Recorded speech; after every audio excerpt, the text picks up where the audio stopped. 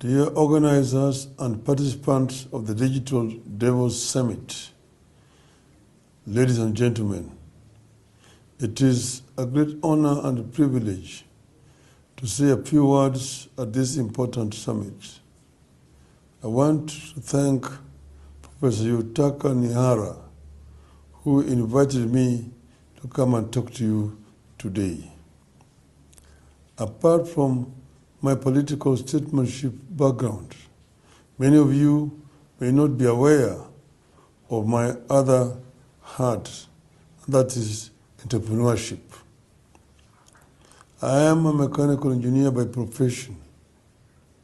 As a young graduate, 24 years old, I started the only gas cylinder manufacturing company in Eastern and Central Africa, known as the East African Spectra Limited.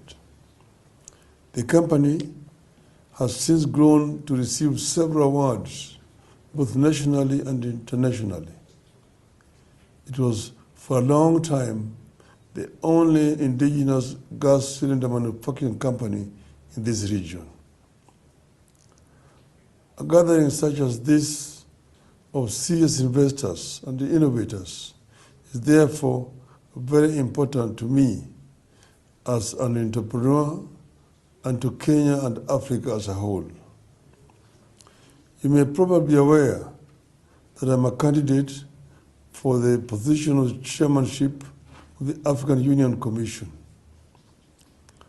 One of the areas we have emphasized is universal health care for our people. One of the devastating diseases in this region is sickle cell disease. It is endemic in all malaria disease endemic regions, including India. Despite this, it is largely neglected and little resources are put into research on the treatment and management of this disease. We therefore greatly appreciate the attention, effort, energy, and resources Professor Yutaka Nihara and his team have attempted to tackle this disease for the global population. The children in Kenya, especially those who have been lucky to receive Entabo-2, the L-glutamine-based drug for sickle cell, have reported great improvement according to available reports. Unfortunately, access to this valuable medication has been limited. Kenya would greatly benefit from a partnership that will ensure reliable and continuous supply of this effective and affordable intervention of the disease, Entabo-2. With these few remarks, I wish to once more thank you and welcome you to direct your investments in Africa. I wish you success in your deliberations. Thank you very much.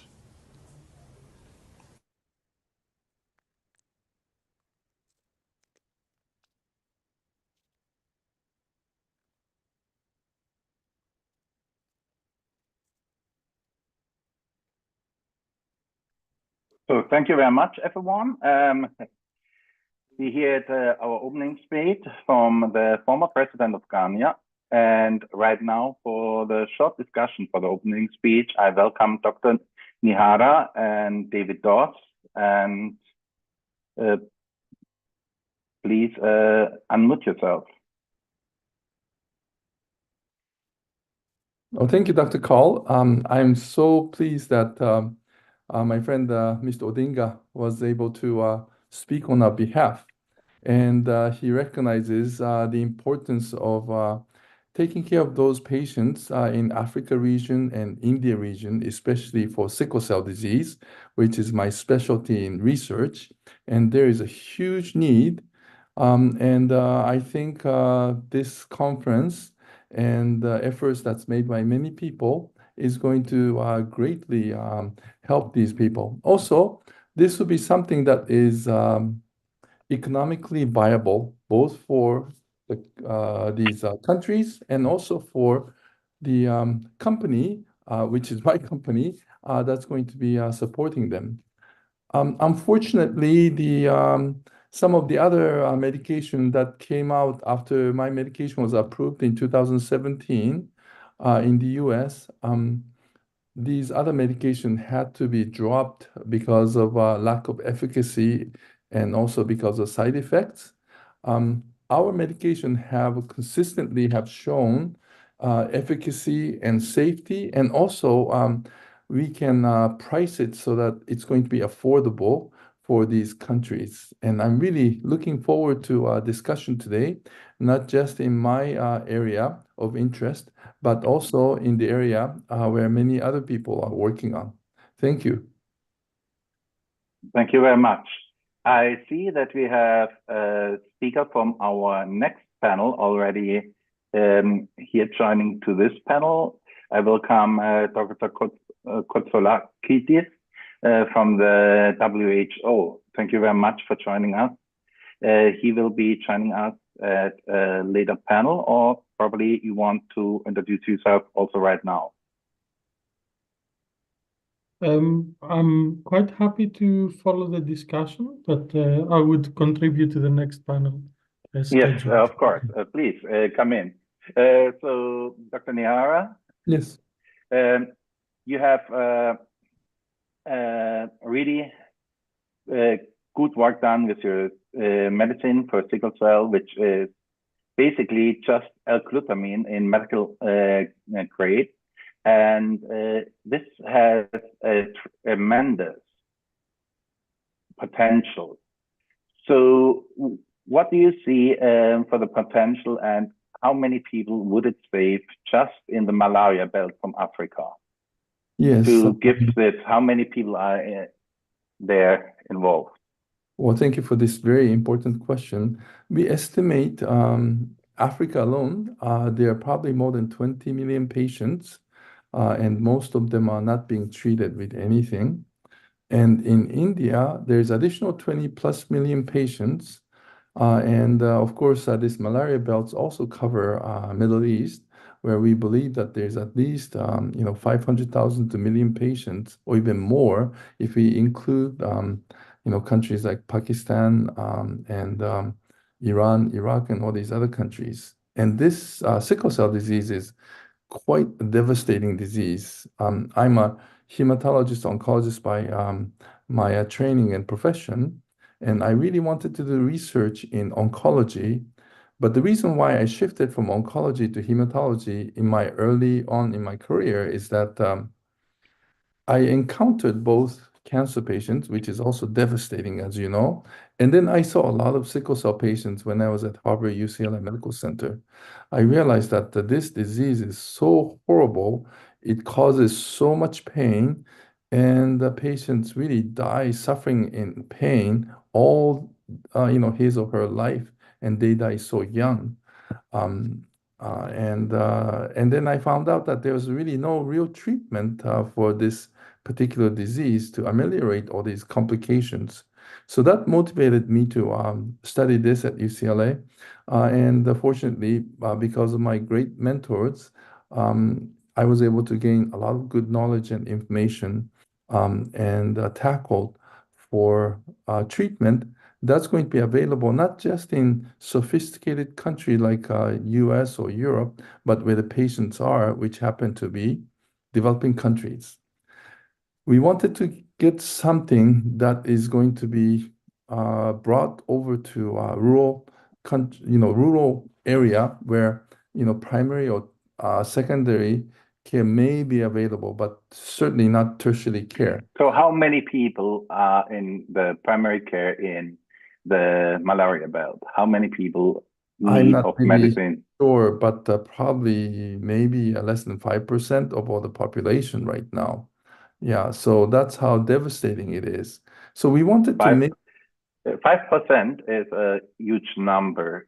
Is this with every medicine there, or only with the sickle cell medicine, or how is it with other medicine, to your knowledge, which is distributed in this Okay, kind of so I can area? list all the medication that's available today or was available for a while.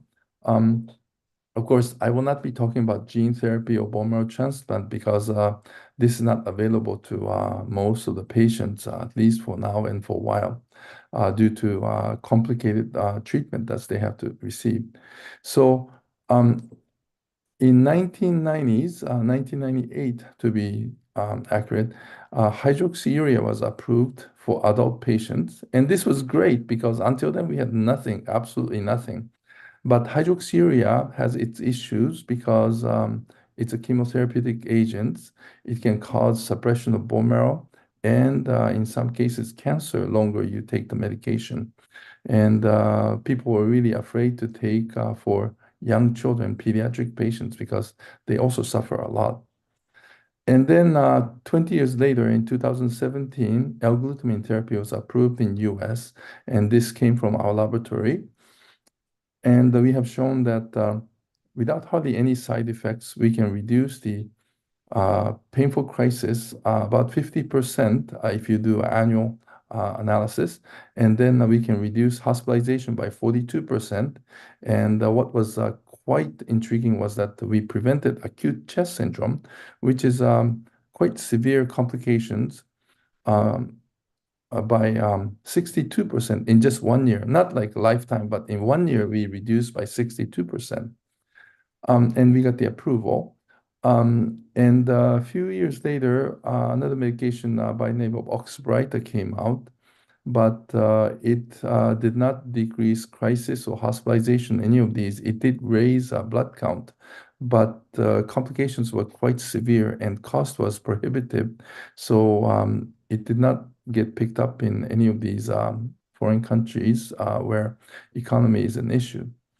And there's another medicine by the name of Adakveo, and that medication also caused a lot of side effects. And because it's an injection, IV injection, it really requires a secondary or tertiary care center to administer these medications aside from its complications.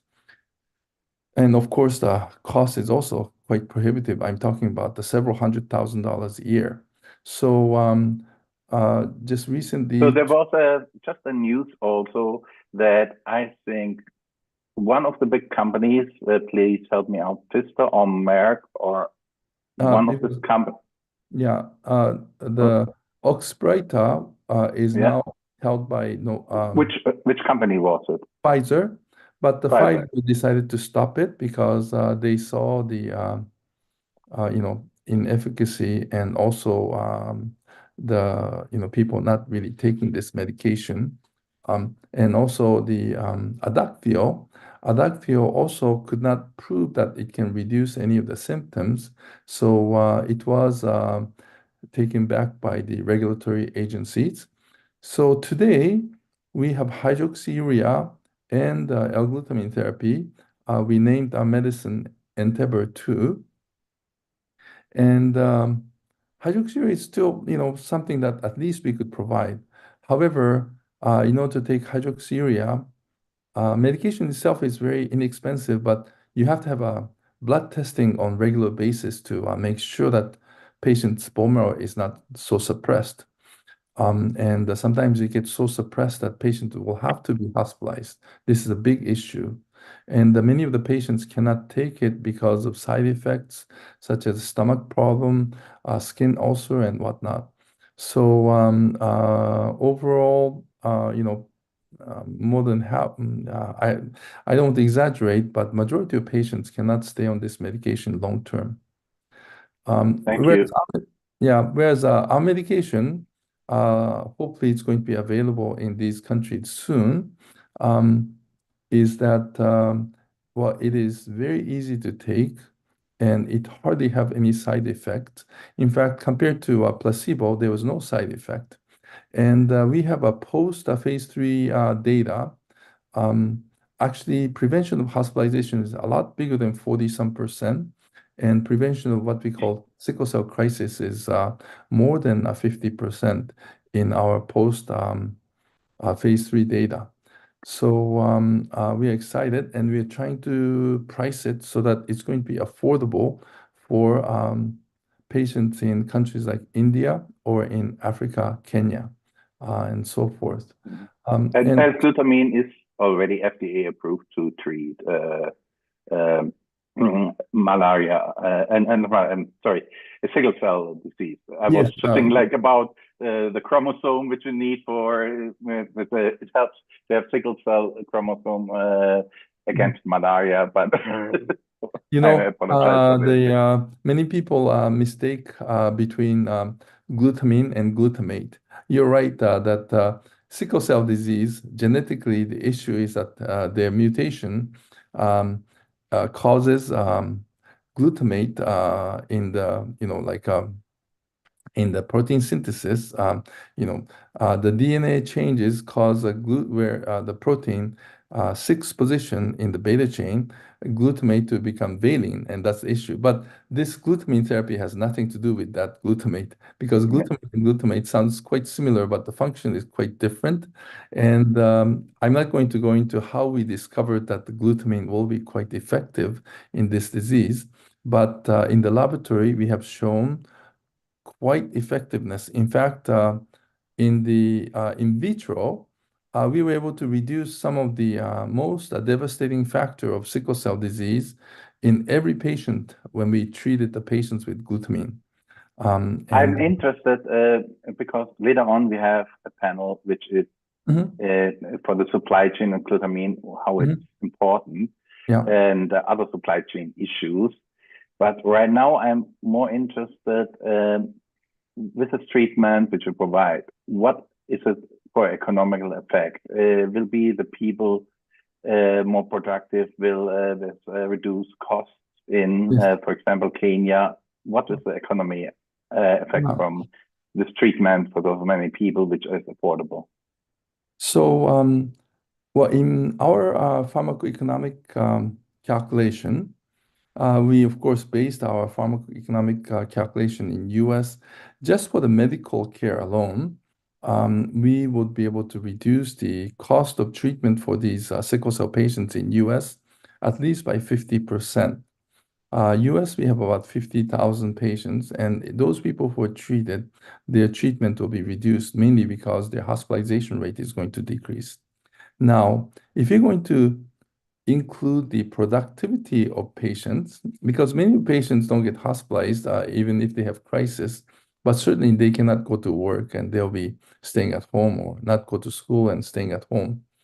And that is still completely calculated, but it's almost incalculable because what we know is that if you take a glutamine, the chance of having first crisis is extended by about 50%, and chance of second crisis is even bigger number.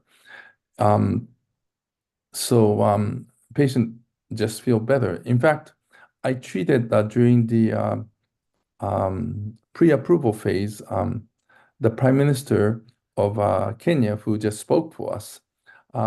His niece was having this issue, and they allowed me to speak about this freely. And her condition improved so much that she's now in college. And many of the sickle cell patients cannot go to college, but many of the patients who got on my treatment, one of them even became a doctor. Can you describe for our audience, which are also partly information technology out there and Yeah. so on, what is the real symptoms from sickle cell anemia? So, what from the sickle cell disease? What are the side effects? How the patients feel, and what it means to get your medicine? Just an example. I mean, the university was good, but before she wouldn't have been able to visit university at all. Well, I tell you, I treated her when she was in early teens. And these are the words of many of my patients. The life completely changed. Somebody who is in pain all the time and acute pain quite frequently, it really prevented them to function fully. But some of the patients who could hardly move, once they start taking glutamine, this is an extreme example, but now she's doing a skydiving, and another patient is going to college, and one even became a doctor. And then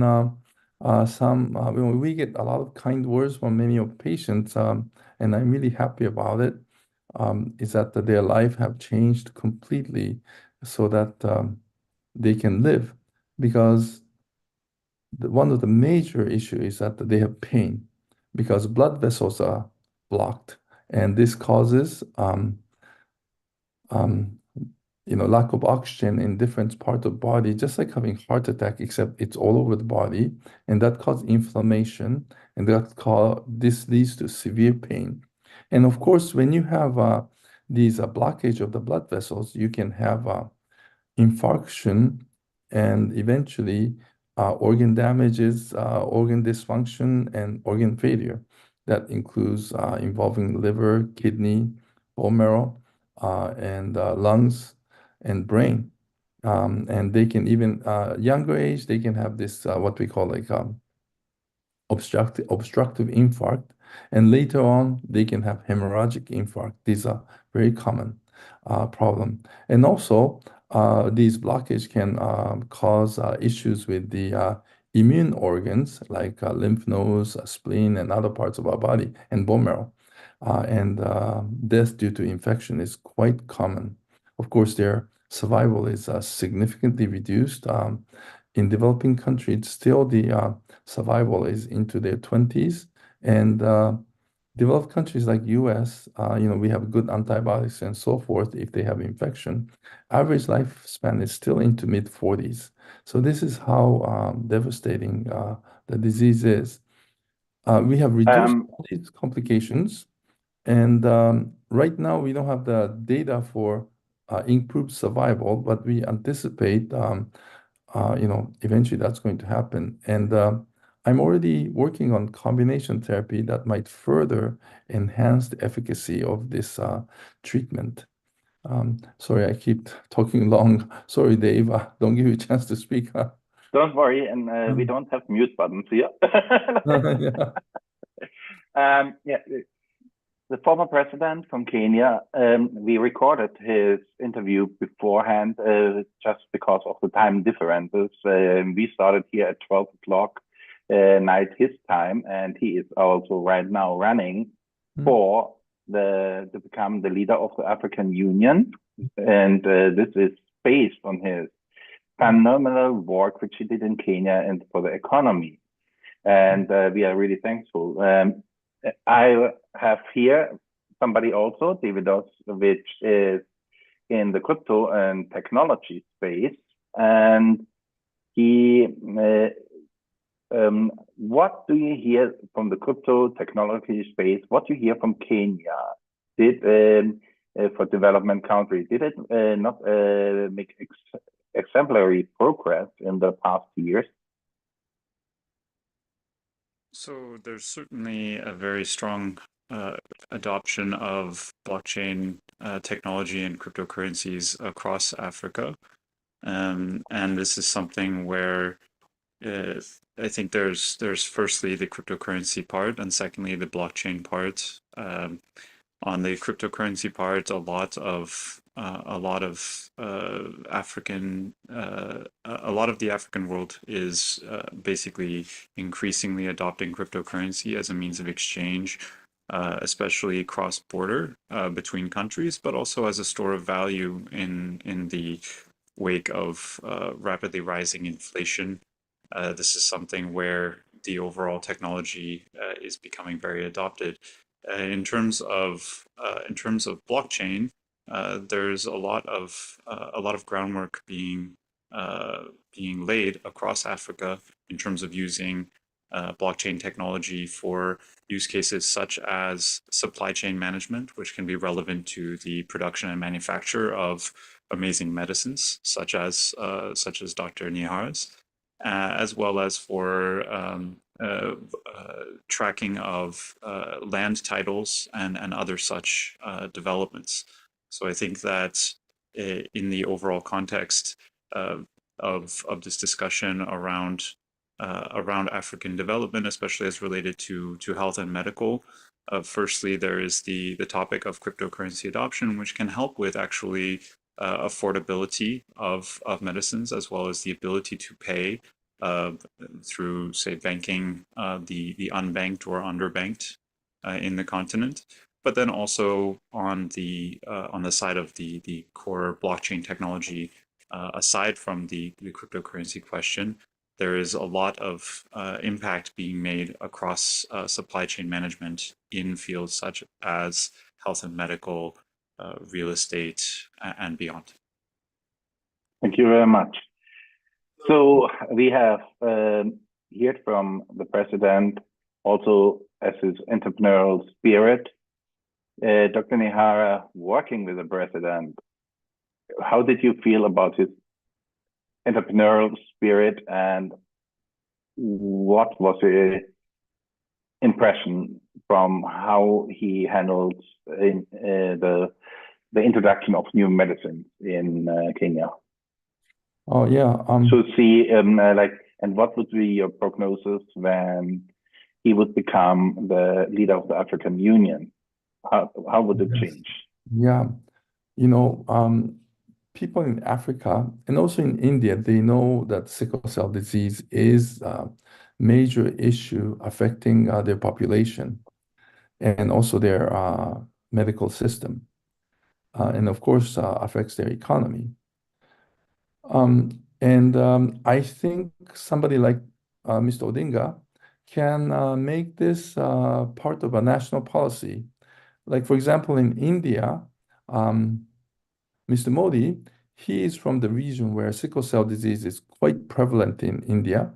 And last year, he made sickle cell disease as something that they need to tackle at the national level. And he made this national policy to tackle sickle cell disease. And this is the first ever. We always felt that sickle cell disease was a neglected disease, despite its severity and horrendous, manifestation of the disease. But now people are taking it more seriously. I was really glad to see that, around the time that our medication was finally getting noticed, large pharmaceutical companies in the US started to pay attention for this disease too. It's just that we have to make it available and affordable for these countries, and I guess adaptable to these medications. So we have to really focus on the patients there. And I think people like Mr. Odinga can make it possible. With his influence, he can encourage our research to be done in Africa. With his influence, he can get not just African leadership, but probably the people from the world leadership, such as WHO or Gates Foundation or other foundations, to put more resources into tackling this disease. Okay. Thank you very much. So our next panel will be up at 1 o'clock, and we will go on a short break till the next panel is going up at 1 o'clock. Thank you very much, and I will see you back at 1 o'clock. Thank you. And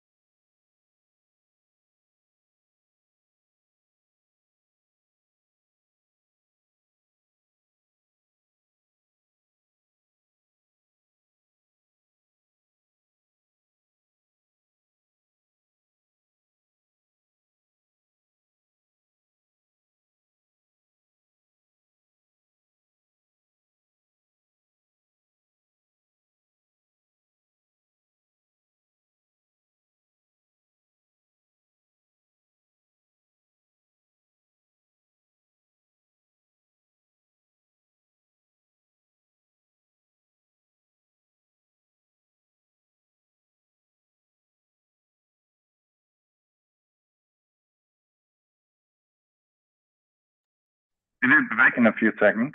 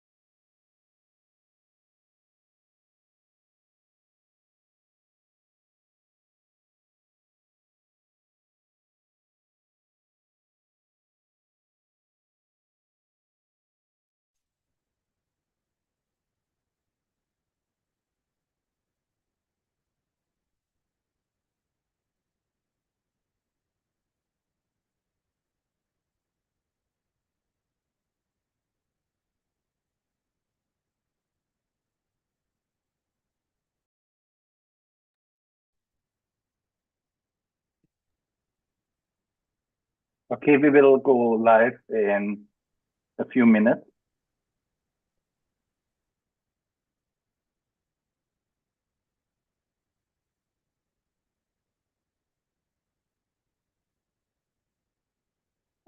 Can you hear us? Just checking if the microphone and everything is working. Yeah, I can hear you very well, Karen. Perfect. And I can hear you.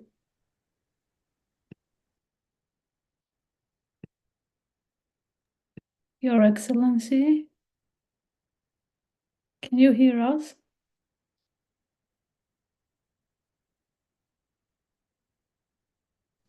Yes, Karin, everything is fine. Okay. Are we going to have a video of yourself too? Yeah, I'm just trying to get my. Okay.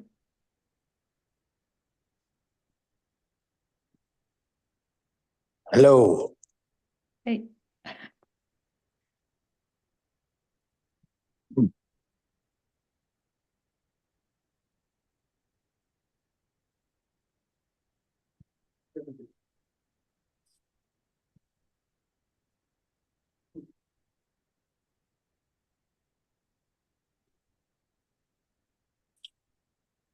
Hi, Carl. How are you doing? We cannot hear you. I apologize. I'm doing good. Greetings to everyone. Thank you for joining Digital Davos. Your panel will start in a minute. And Karen, you are a frequent speaker at Digital Davos, so it is absolutely your panel. I will go myself on mute, so you can have your roundtable discussion, and I will be there and listen to it. Okay. And not interfere.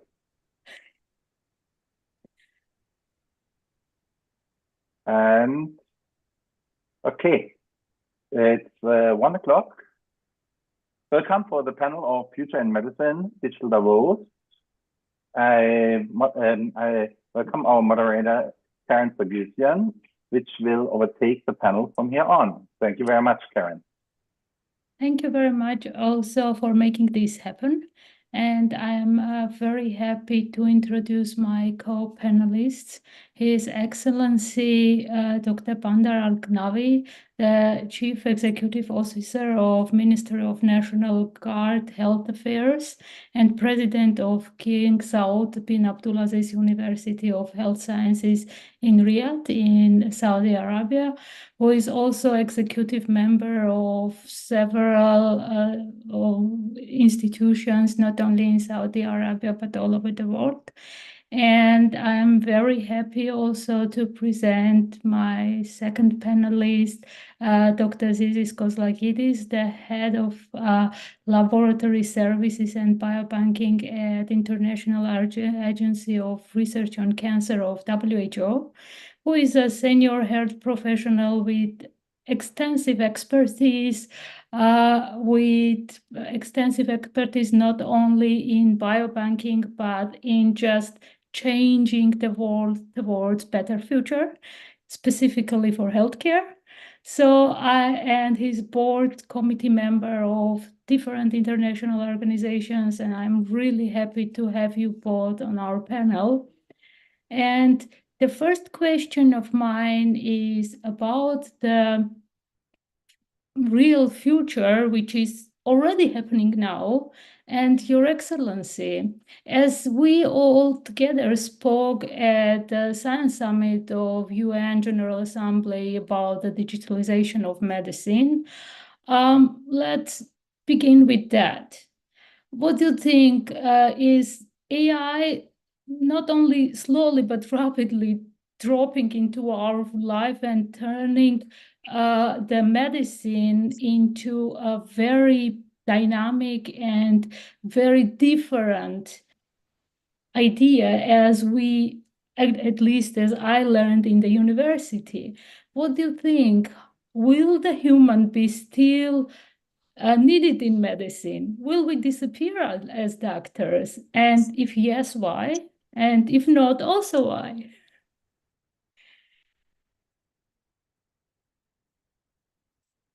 Your Excellency? Hi, Karen. How are you doing? Thanks for the invitation, and we're looking forward to a very fruitful discussion.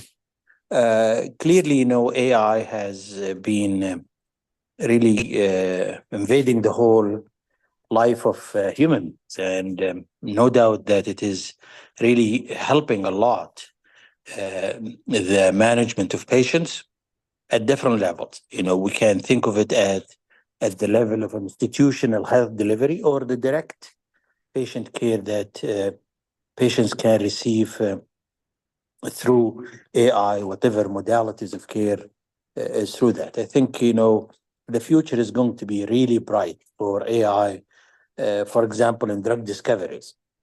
Not only that, not only drug discoveries, but as well looking at how it will help in precision medicine, how it will help in the delivery of medications in the right place, at the right sites of the need be, and not, for example, to cause any side effects or reduce side effects. So these are areas of really potential ambitions that we can, develop artificial intelligence into whatever we work through. In addition, artificial intelligence is really helping patient safety by many, many different ways of monitoring of patients, hard stops, ensuring that there will be no oxygen, there will be, for example, alarms if certain things happens, and working through that as trying to protect patient from any harms. So there is no doubt that it is really revolutionizing healthcare and healthcare delivery. For example, in looking at the importance in electronic medical records, how it is going to be really helping, for example, documentations through AI, through really the different language models that can be as well helping documentation, reducing the efforts of physicians, nurses, and healthcare providers, reducing burnout. So it is a welcomed, actually, intervention or a welcome technology in healthcare. So I don't think we should fear it. I think we should really adopt it and, of course, embrace it. Going back to the, part of your question is whether it's going to replace humans. Really, I don't think so. I think it's not going to be. It is going to be strongly enabling physicians and healthcare providers in better delivery of care. There is no doubt it will help, for example, surgeons. Surgery sometimes takes so long procedures, different particular surgeries, like, brain surgeries, precision of surgeries, precision of robotics. And without, the support of technology and AI-enabled technologies, surgeons will continue to be practicing in the previous era.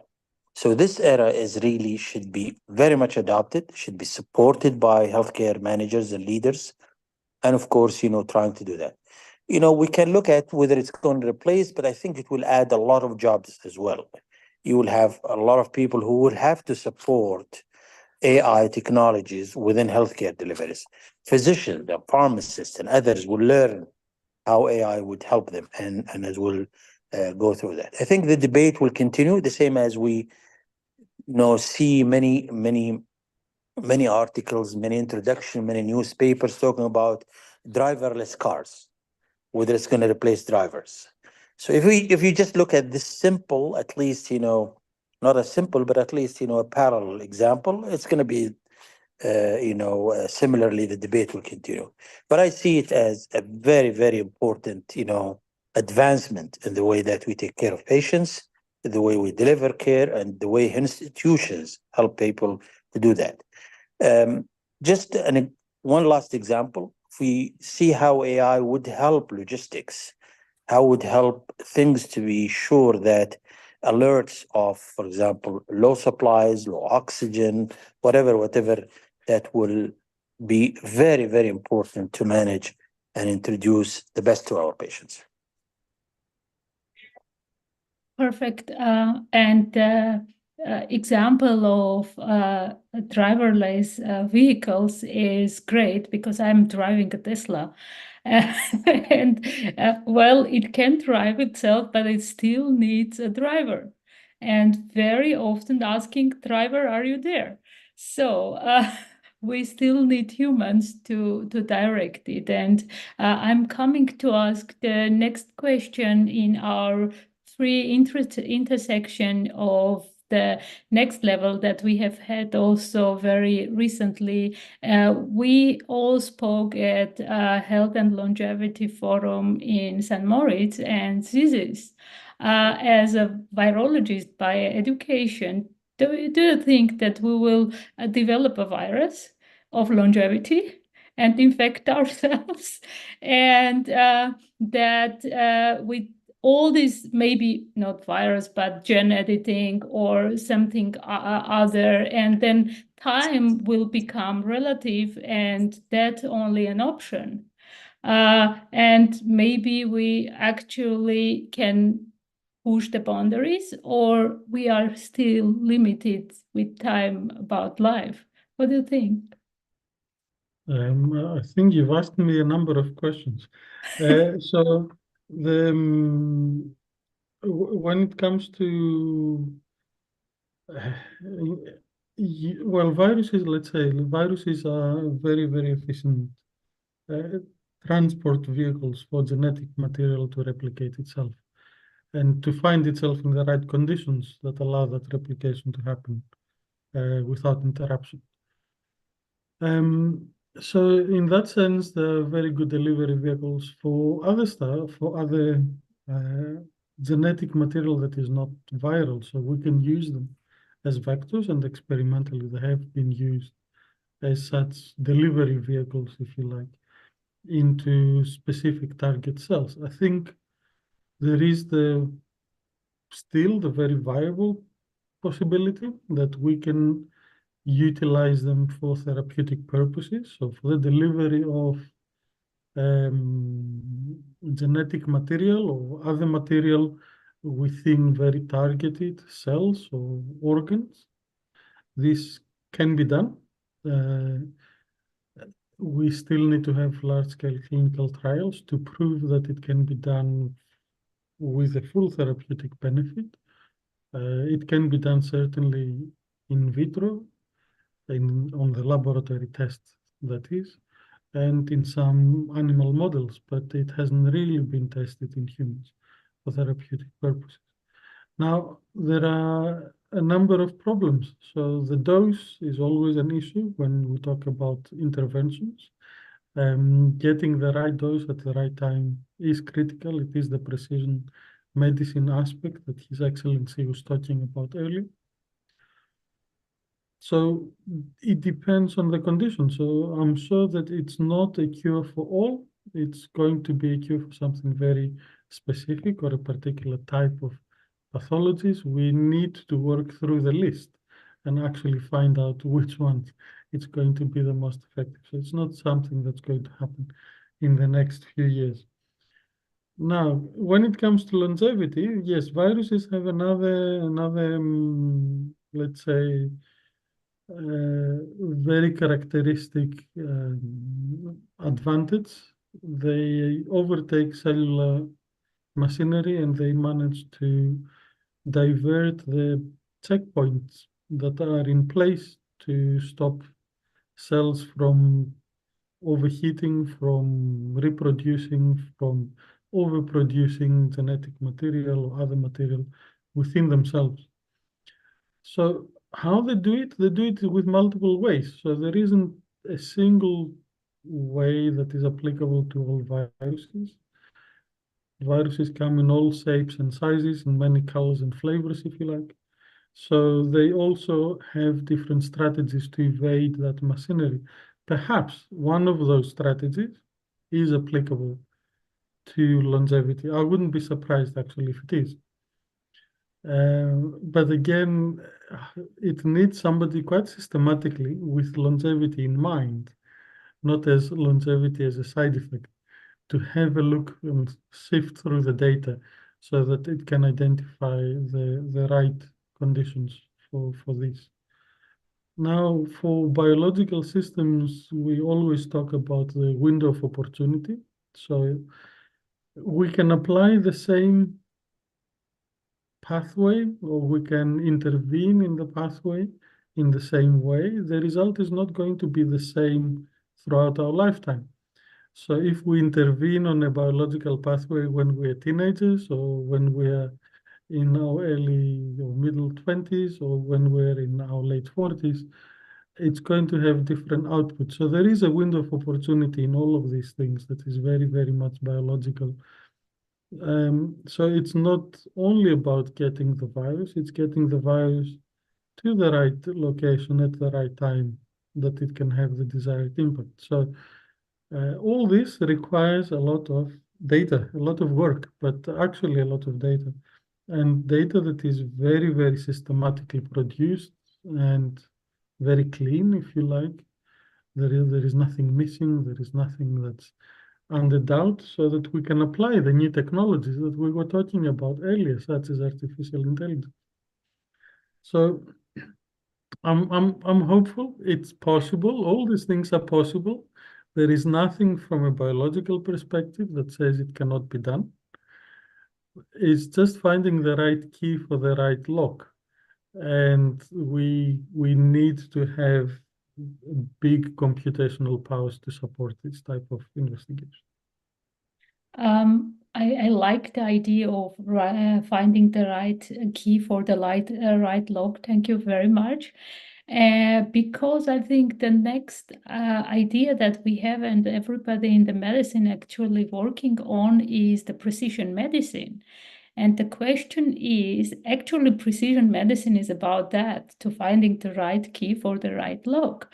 And I think that we're gonna have the possibility to still live and enjoy the positive effects of precision medicine that we are together with, I think, millions of biomedical researchers are investigating at the moment.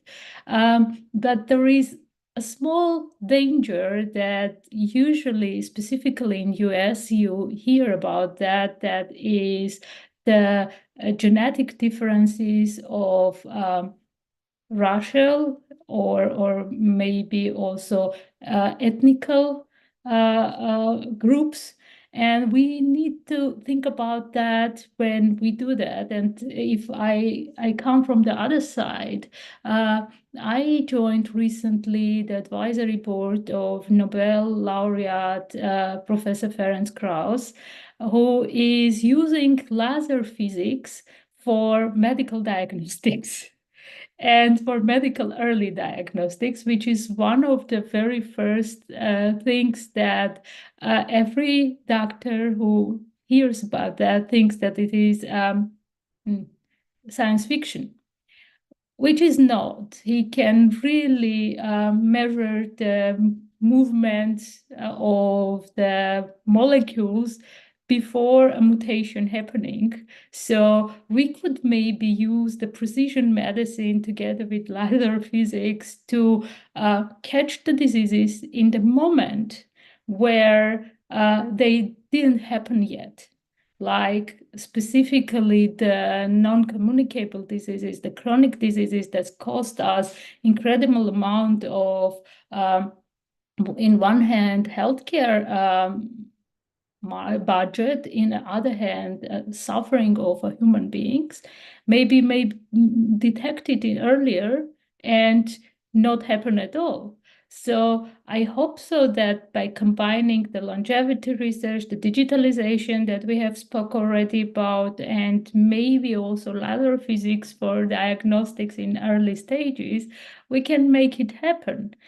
Well, I absolutely agree with you. For that, we need lots of really good quality data. And Yes, you know, I don't think any of this is impossible necessarily. If I think reading on the literature about humanoid bones that we have, that was science fiction until it was reality. The use of the scaffolds for the recreation of small structured surfaces that can be used in transplant. That was science fiction until it was clinically applicable. CAR T cells as a therapy, that was also impossible until we did it. So I don't think any of this is impossible. It just needs to be investigated thoroughly.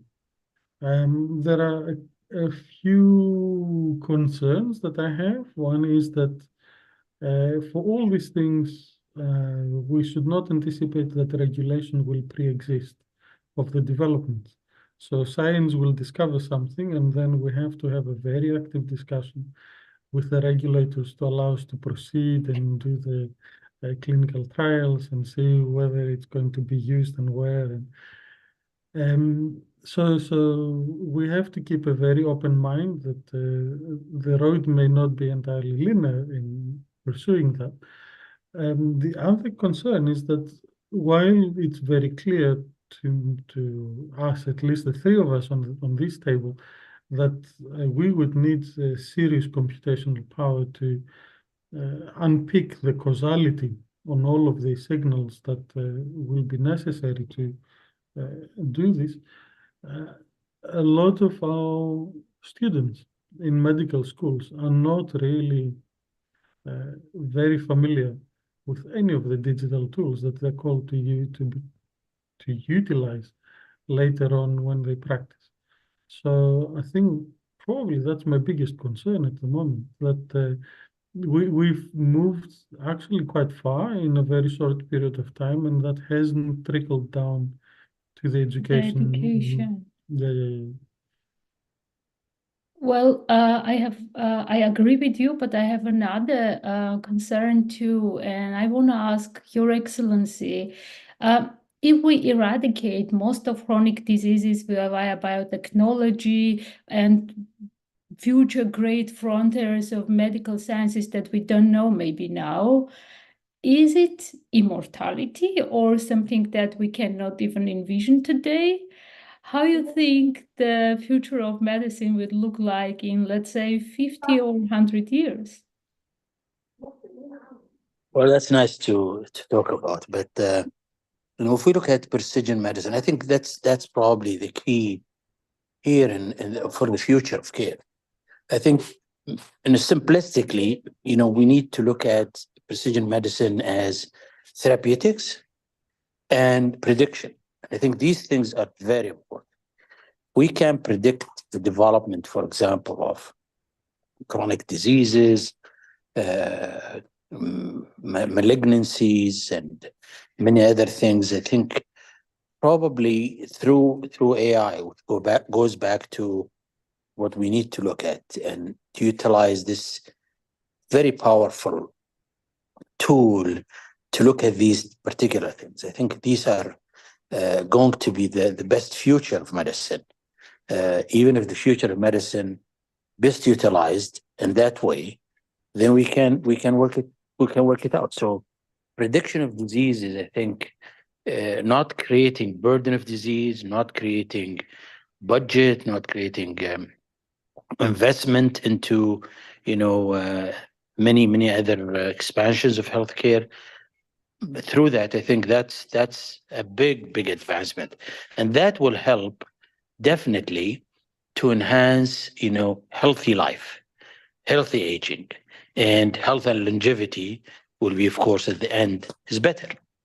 So I'm just trying to tie the three discussions that we had: the AI and health, longevity, and precision medicine or precision care. Let's put it this way.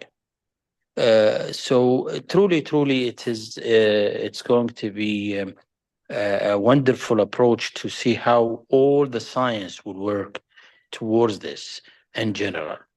I think we may have to call it bio AI, something like that. I mean, we need to generate, the dimensions and the different divisions of bio AI into the development of health, development of future of health, and for the years to come. Sounds actually a very nice future if we manage to make it. And I hope that we will work all together towards that. But I have a specific extra question. What happens if we work and if we live all like 200 years and we work only to 65? Will we enjoy the rest of our life? Will we work till 200 years? Will we be able to do that? What do you think? Well, that's if I don't think we can answer it in a very precise way, but once we live there, I think we'll try. We'll see how it goes. But if we extending the life, as we said, healthy aging, okay, is the way to go. It's not just aging, but it's a kind of healthy aging and looking at what really makes us not working or not being, as youthful as we want is, for example, the what comes with aging, the mental issues or cognition, let's put it this way. So that's very important to be maintained. Otherwise, there is no point of, having extending life with lack of cognitive function. In addition, I think is the energy, the muscles, the wasting which occurs with aging and muscles, particularly in certain parts of the body. I think that if it is maintained, so you maintain your energy, you maintain your mobility, your ability to move, your ability to function independently. These two things, I think, are very vital to healthy aging. Plus, addition, of course, the way you go about, we have less diseases. Going to talk about prediction that you don't have, chronic illness or less or malignancy that's as well so advanced. Wow, I like both ideas, and we should, at least for the idea number 2, have some research. If we enhance the specific muscles, if the biological age will sink. I think so. So I'm gonna make a project out of it. Thank you for ideas. Coming back to enhancing our lives and enhancing humans, also, I am myself a little bit of enhanced human because I have a pacemaker, I have several titanium implants, like my skull is and here, several titaniums I have. So I am already a little bit of a cyborg, or let's say enhanced human. And do you think, Zizi, we will be able not only enhance our skeleton, like in my case now, or like the working part of our electric system of our heart, but we can maybe go farther and enhance the bodies in other parts and just don't age? Will the future of medicine give us that opportunity, and do you see there some ethical limit? I think we should be able to at least do some topical enhancements. So for particular organs or particular parts of the body. But I think it's not going to be possible for as a whole system approach. And the reason why I'm saying this is because we have millions and millions of cells. They're all on a different clock. Some of them survive a few days, some of them survive all of our lifespan.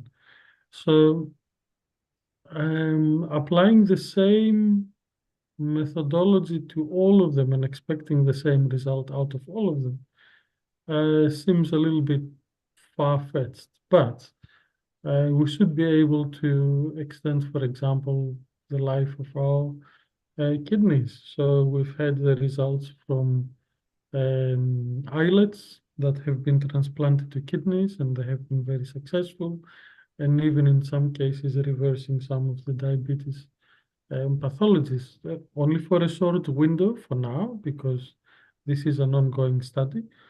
But it points towards the enhancement of a particular organ at a particular time that is possible. So I think we'll be there, probably more like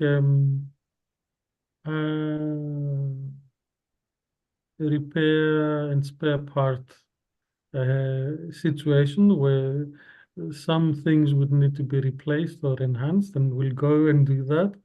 And maybe 2 years later, we attend for another, MOT and makeover, but not necessarily as a whole system. I know I'm trying to simplify it because we have to cater for all of the audience types, but I think this is a fair analogy for how it might work. The issue that we'll find ourselves very quickly is that the older we get, the more things we carry with us, be it viruses, be it pathologies, non-communicable diseases, you name it. Eventually, it will mount up. So it might be actually that we can extend theoretically for a lot longer, but because of the accumulation of all the different episodes in our life, that is not necessarily possible, or to the level that we imagine. But anyway, I think I'm quite positive that we'll be able to have limited interventions that have a big impact in the quality of life. This is a very nice future, being honest. If I see that in as a future, but please, both of you, try to think with me. We have spoken about AI, about digitalization, and then we have spoken about precision medicine or personalized medicine, and specific enhancements of the body, laser physics in medicine. If we could get all of that together, like we have an AI-powered or machine learning-powered personalized medicine, and imagine we solved already all the ethical problems, all the discrimination problems, all the bias that can happen, and we work with that like it can work greatly, and we can expect a significant reduction of medical errors, which are usually human errors. And imagine we had to have that large scale, really good quality data for analytics, for predicting, for diagnosing, for treating, and to be as accurate as really the top of the needle. That can really give us a possibility to work, but this amount of data to analyze is beyond human brain capacity and also beyond human knowledge. So incorporating the AI in personalized medicine or precision medicine and having a fusion of both, and I would say fusion of data, fusion of picture-based diagnostics, fusion of longitudinal data with predictions, we can actually make future of medicine happen. There is one part that I think it is missing, which is probably the prediction, the foresight. And if we learn from laser physics, why we should not learn from sociology and from foresight sciences and use some foresight methods to understand in which direction we go. In this case, this catch and release algorithm can help us to have different pictures of the futures and to be prepared for that. Being honest, it is like, in military, you have always the trainings if something happens, what you're gonna do. And also in catastrophe preparedness, and I'm also a specialist in catastrophe preparedness, and I have had some trainings. You train every year and you have different scenarios what can happen. If we can combine everything, that can result in real future medicine. The one thing that is usually scary for the medical workers or people from medicine, not only for doctors, but also for all of others, is that the AI at the moment is for us a black box. We don't know how it works and where it goes. If we develop an understanding of how our AI algorithms work and acceptance of conclusion means, how it is coming to the conclusions, maybe that can help us in the future to medicine. Well, it will not eliminate all the diseases, but maybe we can change the nature of risks that we face at the moment. And maybe we can predict big catastrophes like COVID pandemic. Or maybe we can predict and work towards in one or other direction of the diseases like stroke, like myocardial infarction, like diabetes. That would be nice if we can find something against that. So I think I would like to hear both of your opinion about the combination of not only digitalization and the precision medicine and new techniques, but also the fusion of the physics and foresight sciences. What do you think? Does it going to help us? Karina, I know that is very difficult. yes and no is the answer. So if we look at some of the statistics that have come out, I think there is a big publication in 2015 in Nature, anyways, in the mid-teens. So about 10 years ago, there were a few publications. About 12 to 17% of adverse patient outcomes were down to medical error, from misdiagnosis to mistreatment to. I don't think that having the most advanced final world of technology is going to improve this. I think we can attack this massive problem with the technology we already have. We just need to be a bit clever with it. So what I'm trying to say is that for some of the nuts, we don't need to use the laser beams. For the bigger problems, which are the prevention of pathologies appearing, where we can intervene perhaps 5-10 years ahead of time and avoid them altogether or at least manage them in a chronic fashion. Yes, I think at that point, having the different technologies come together will be useful. Whether we'll be using digital twins to make the scenarios and the foresight methodology, I think that would be very useful. Personally, I like working with scenarios. I think it's a very easy way to educate others for what might happen in the future and get them to put the thinking caps on. Yeah, so I think there are different problems that medicine has to face, and there are different solutions, and we just need to be very specific with how we go about solving these problems. But the low-hanging fruit is really getting our house in order, having the electronic health records being systematically and correctly recorded, and then doing the quality of care analysis to address the low-hanging fruit. So we can move to the more complex ones later on. Thank you very much, and thank you for speaking about doing that correctly. Your Excellency, your opinion? Well, Karen, I think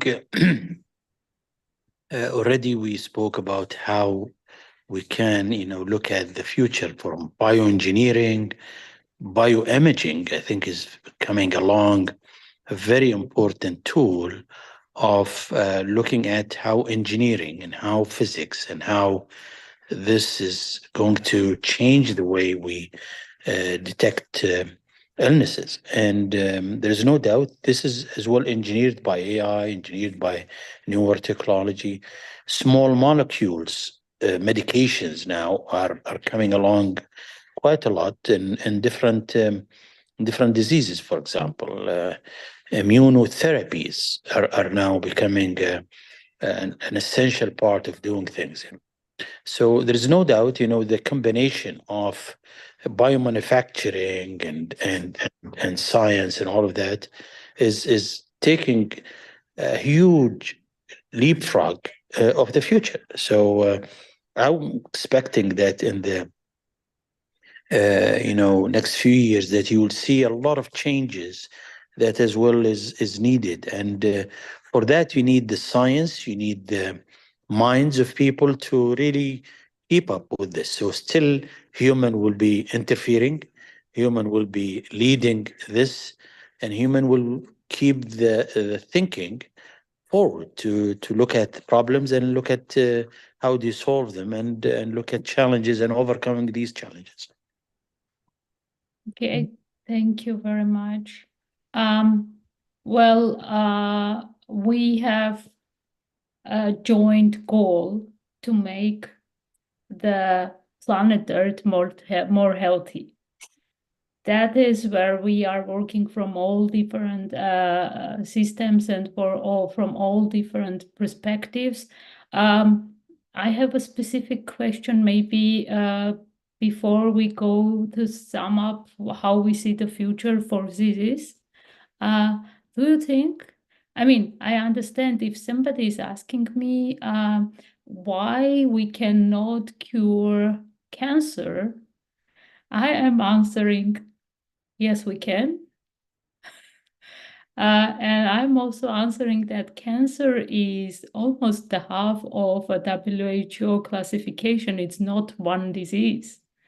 And if you ask that question, can you precise which cancer? And maybe I can answer in what we are working.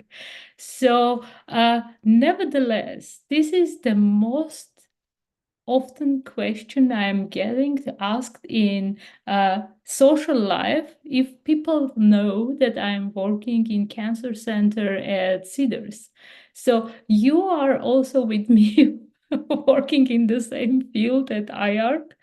Do you think we will be able to solve the problem of so-called cancer or oncology and save everybody, and maybe the oncology departments will disappear? And if yes, when? Well, I wish. Right. So it is fair to say that for many types of cancer, there have been very effective treatments in place, and for many types of cancer, we see individuals recovering, leading a normal life, of high quality of life as well. So yeah, I'm hopeful that as we get better used to the new technologies, we are more effective in using them and expanding the range of cancers that are cured or at least managed as a chronic disease for a long period of time. Now, there are behaviors also that are very much causing cancer, such as smoking or alcohol consumption, etc. So these are not new discoveries. They have been around for a long time. there it's a different problem. So it doesn't have to do with medicine. It's got to do with behavioral science, with policies, national policies, financial policies, socioeconomic ones, a bit more complex to address. And there are big efforts to control those, as prevention is the most effective form of beating cancer, so it doesn't appear at all. But these are complex problems. Now, there is a third layer, if you like. For a lot of these issues, we're talking about a single causality. So, I smoke, I get cancer of the lungs. Or I drink alcohol, I get cancer of the liver. What we haven't considered yet are the synergistic effects. And as we go through our lives, we're exposed to a lot of synergistic effects. So there is a big question mark for a lot of the cancers as to, are they, for example, the result of some synergistic effect that has been, the person has been at the wrong place at the wrong time. And that's really why the pathology develops.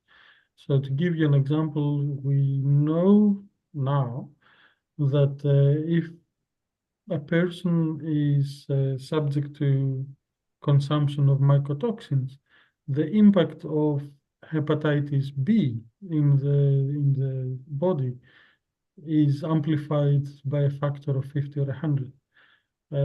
So it's a synergistic effect.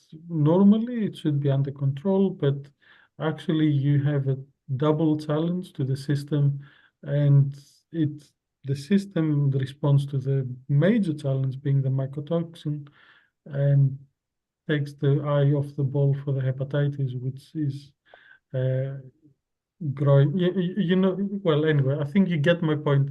So we have a layer still to address, and that's a bit more complex. But it's good to be thinking about it and to making inroads in that respect. I think nothing is beyond our powers of being able to treat, at least for some time, the condition. And thank you very much. I have a sum up question that I would ask you, each of you, in around 5 to 6 minutes, describe the future from now in 50 or 100 years. You decide which one. And what do you think? How the future of medicine gonna look like? And I would like to ask Your Excellency, can you start with? Well, maybe we will repeat some of what we said. However, it's since we have started, the whole session about future of medicine. So it's practically the summary is that what I probably would like to call is the bio AI. And, this is something that maybe we can ask our Davos Digital to see if there would be a white paper to discuss this in the future and see what would be, how would AI help the different domains of clinical care, the different domains of diseases and health in general, health and healthcare. So I think that would be one of these things that would put at least the future directions. And with that, Davos can lead the way, or digital Davos can lead the way of engaging, the expert and different research institutions, academic institutions, and of course, direct all contributing things, which is, the bioindustry in general or biomanufacturing in general, towards the best way to keep people healthy, predict their disease, and prevent them. And once they are there, treat them the best way. Sounds really very promising if we can make it true. What do you think, this is? I think in 50 years from now, we'll probably have a lot more of the medical treatments at home. So we'll be a lot more familiar to taking something from the hospital, bringing it home, and doing something that is helping us at home. I don't think in 50 years we'll be able to change the way we provide the medicine as a service to the population. Maybe in 100 years, who knows? But if you think that the average time of training a good clinician is 10 to 12 years, so it takes 2 or 3 of these generations to get to the 50-year mark. I think it's a reasonable expectation to see them being a lot more decentralized on how they deliver care, but the system with the big concentrated stations being the tertiary hospitals as centers of excellence, I think that works quite well. It's going to remain. I mean, I want to live in that future that you both described. I really want to. Recently, one of my colleagues presented me saying she's a doctor, geneticist, and medical sciences, but most of all, she's not thinking out of box because for her, box doesn't exist. So I think that this is box doesn't exist for all of us at this panel, which I really like because we are trying to shift the boundaries of the possibilities. But being honest, most of all, I'm not a doctor, I'm not a geneticist, I am not a medical scientist or a foresight scientist. I am a mama, I'm a mother. So this is my very first thing that I see in myself, and what I think what we should do for medicine from now, from 50 years or 100 years, that we make possible that our kids are living on a better earth, more protected, more healthy, more safe earth as we are living now. So I'm really happy that we all together work towards that. I'm seeing the future of human body really enhanced. I think that we will be able not only to change the joints and bones if they are not working, but we would be, and not only do the transplantation of part of organs or the whole organs. I think we're gonna be able to cure diabetes, at least diabetes type 1, by transferring the cells, the B cells, and making them live in the new pancreas. I think that's why we will not have diabetes type 1 and diabetes type 2 we will solve, because the AI and machine learning gadgets will help us to move and to eat healthy. So we cannot develop that, or at least the most part of the type 2 diabetes. I think that we will find a way to catch the mutation that is turning into a cancer earlier and maybe cure. I am not sure that there will be no diseases at all, because we know, especially from the microbes and from the viruses, that they evolve and they mutate so fast that no human being can run after that. And even now we would not know how specifically the infectious part of diseases will develop. And as we know, there are several diseases that are associated with infections, including cancer, by the way.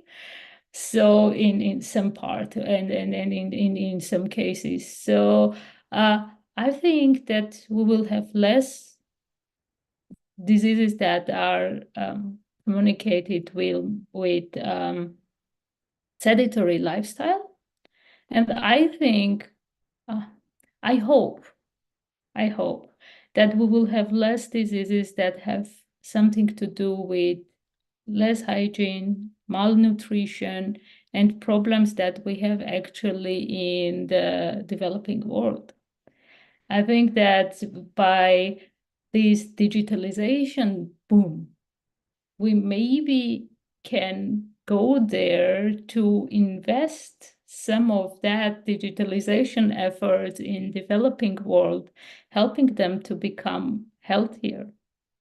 And well, I very much hope that, can you remember from Star Trek, from the one of the very first episodes where Dr. McCoy is saying, give me 5 minutes, I'm only a doctor from a countryside.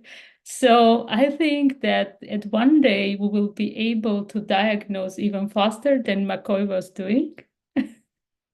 But why not? Because, they have had the opening and closing doors in 1950s that they were not there. And now we have everywhere the sensors on the doors. They have had very much mobile phone-like communications. They have had the video conferencing that we are in 1950. So there are two things that we don't have yet. One is the warp motors that to go with the speed of the light, and I think we are working on it. And the second is the medicine that can just diagnose in less than 5 minutes and cure with one shot precisely for the specific patient, for the specific disease at the specific moment.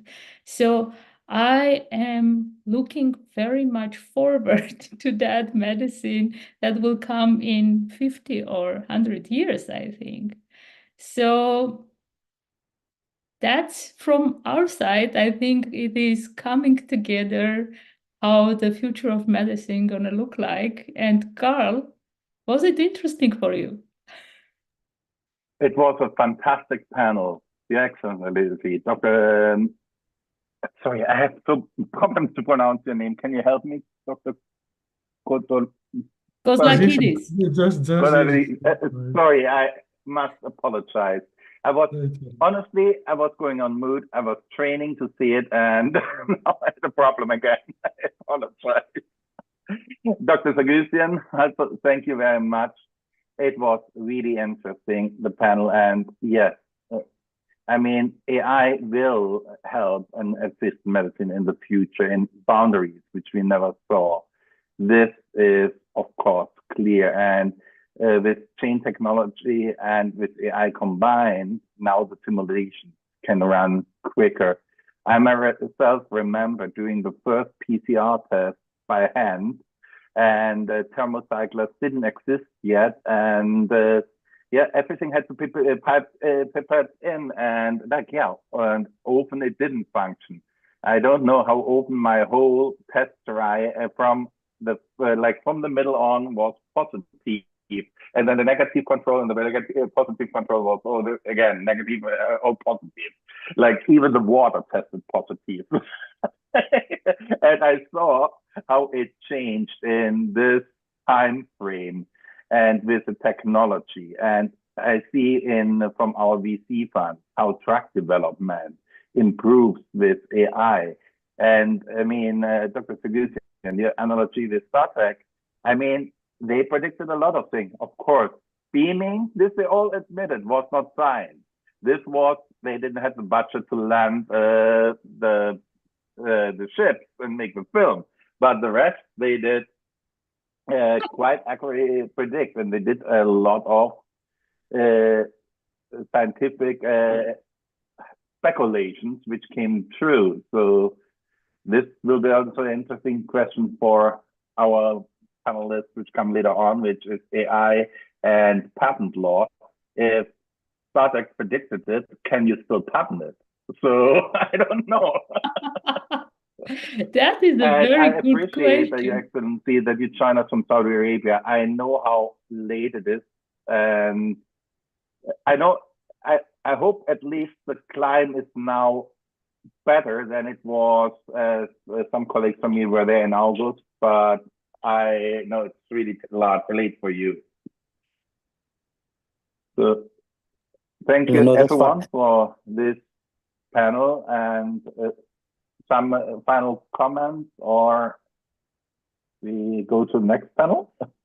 I mean, I have one final comment. We will come next year and see back what really we predicted and what really happened. And now you can go to the next Yeah. panel. We go in a 2-minute break, and we will be back then. Okay, thank you so much. Thank And you. again, it was really an exciting panel. I was excited to have you. Thank you so much. Thank you. Thank you very much. Thank you. Goodbye. Bye. Bye-bye.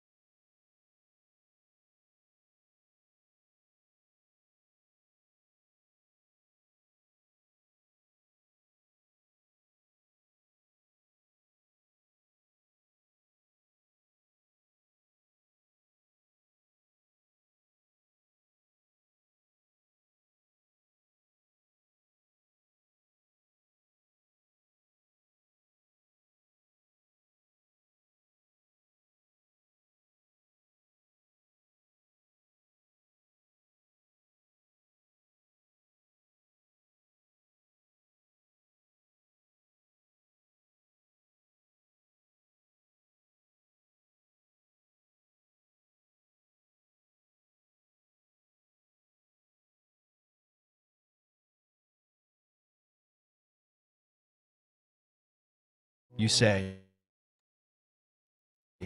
AI won't replace us, it's just hype. Wrong. Completely wrong.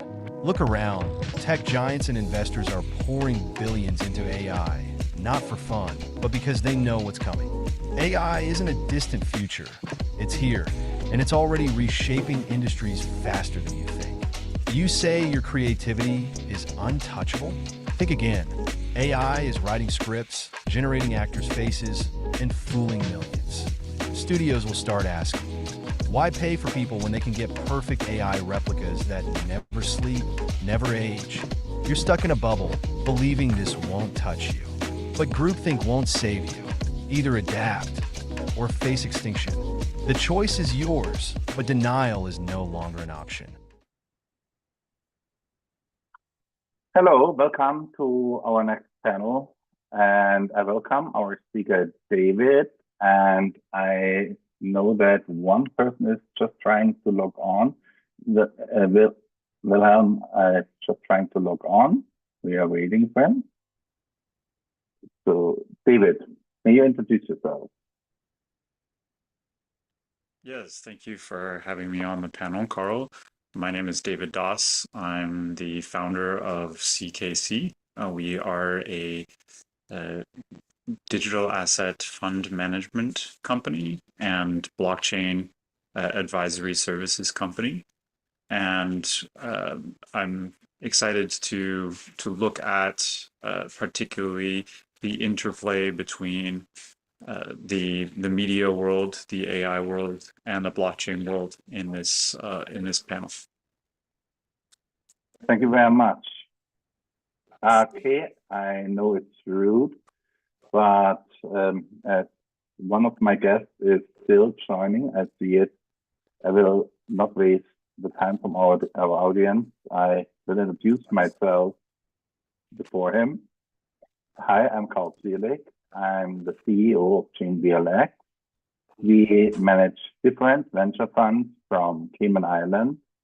And one of our venture funds is an AI fund called Art Fund, which is specializing in acquiring copyright, script rights, likeness of actors, storylines, and music, as well as intellectual properties like patents in the AI space, with the goal that when in the future, sometime, there will be in 2 years, we calculate, there will be enough speed that basically the processing power is so that rendering is possible instantaneously, and people can just with mere text input and with combination of different AI platforms create movies based on their desire. This is a breakthrough which will dramatically shift in Hollywood when you can just say, I want to have the next episode from Game of Thrones, also when it's not anymore produced the next episode, and make it a crossover with World of Warcraft. And a 30-minute episode like this is scripted through AI, it's played through deepfakes and AI with the actors and with the right angle of cameras, and you have a whole episode. Our primary research there was really great. I will release it later. So this is the fund which I now represent for myself. I was the inventor of the ring back tone replacement, the technology which gave all of you the nice experience that you suddenly had to like bad music taste for a long time when you phoned somebody. But nowadays, it's still a $5.8 billion market. And I was charged with the AI fund because from the beginning till the end, I had to invent the ring back tone, explain it to people, patented it, explained it multiple times again, convinced, made the market introduction. So it was a 15-year journey from conception to be there. Yeah, Will is joining it. 1 second. We have a technical problem.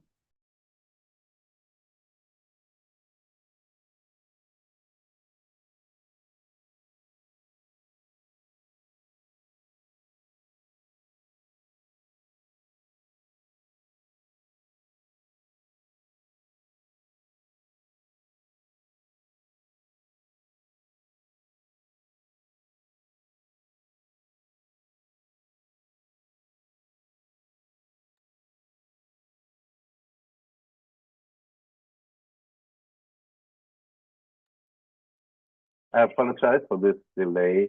We have some technical problem with Will, and we tried to solve it. For a moment, I apologize that we have to interrupt the panel for a second to solve this problem. Okay, so I brought Will in here to join. Okay. So I didn't know that we are close together. Okay, this may also have caused the problem. So thank you very much, Will, for joining us. So, Will, you work for the ChainBLX SP fund, Art Fund, which is specialized in the ag acquisition. Maybe you would like to explain your function in this fund for a second. Yes, thank you, Carl. My function is primarily patent research along the lines of generative AI, and it kind of tentacles out into other IP that we think will be key in text to video. We think that the end consumer will be able to order their own media entertainment, the privacy of their own home or their other space, either with their laptop, smart TV, or some type of smart device.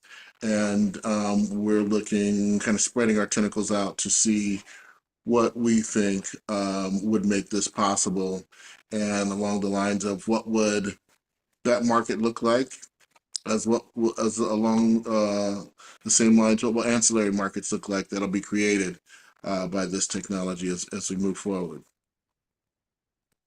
So we saw a lot of basically this fund has a lot of vision. So it goes from AI with basically making the script, but we had to systemizing, categorizing down for every compartment which we needed. The compartment from the copyright from the actors, the compartment from the script rights, the compartment from the music rights.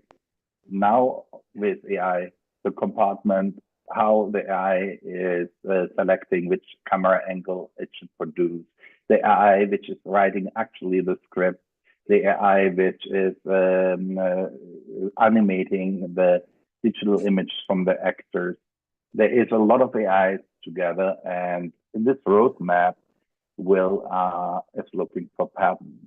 But we have here also Davos from CKC, which has the crypto and blockchain fund under Chain VLX, and has a team which ranges from ex-employees from BlackRock to professors from Harvard University, and also David Doss is a long time in this area.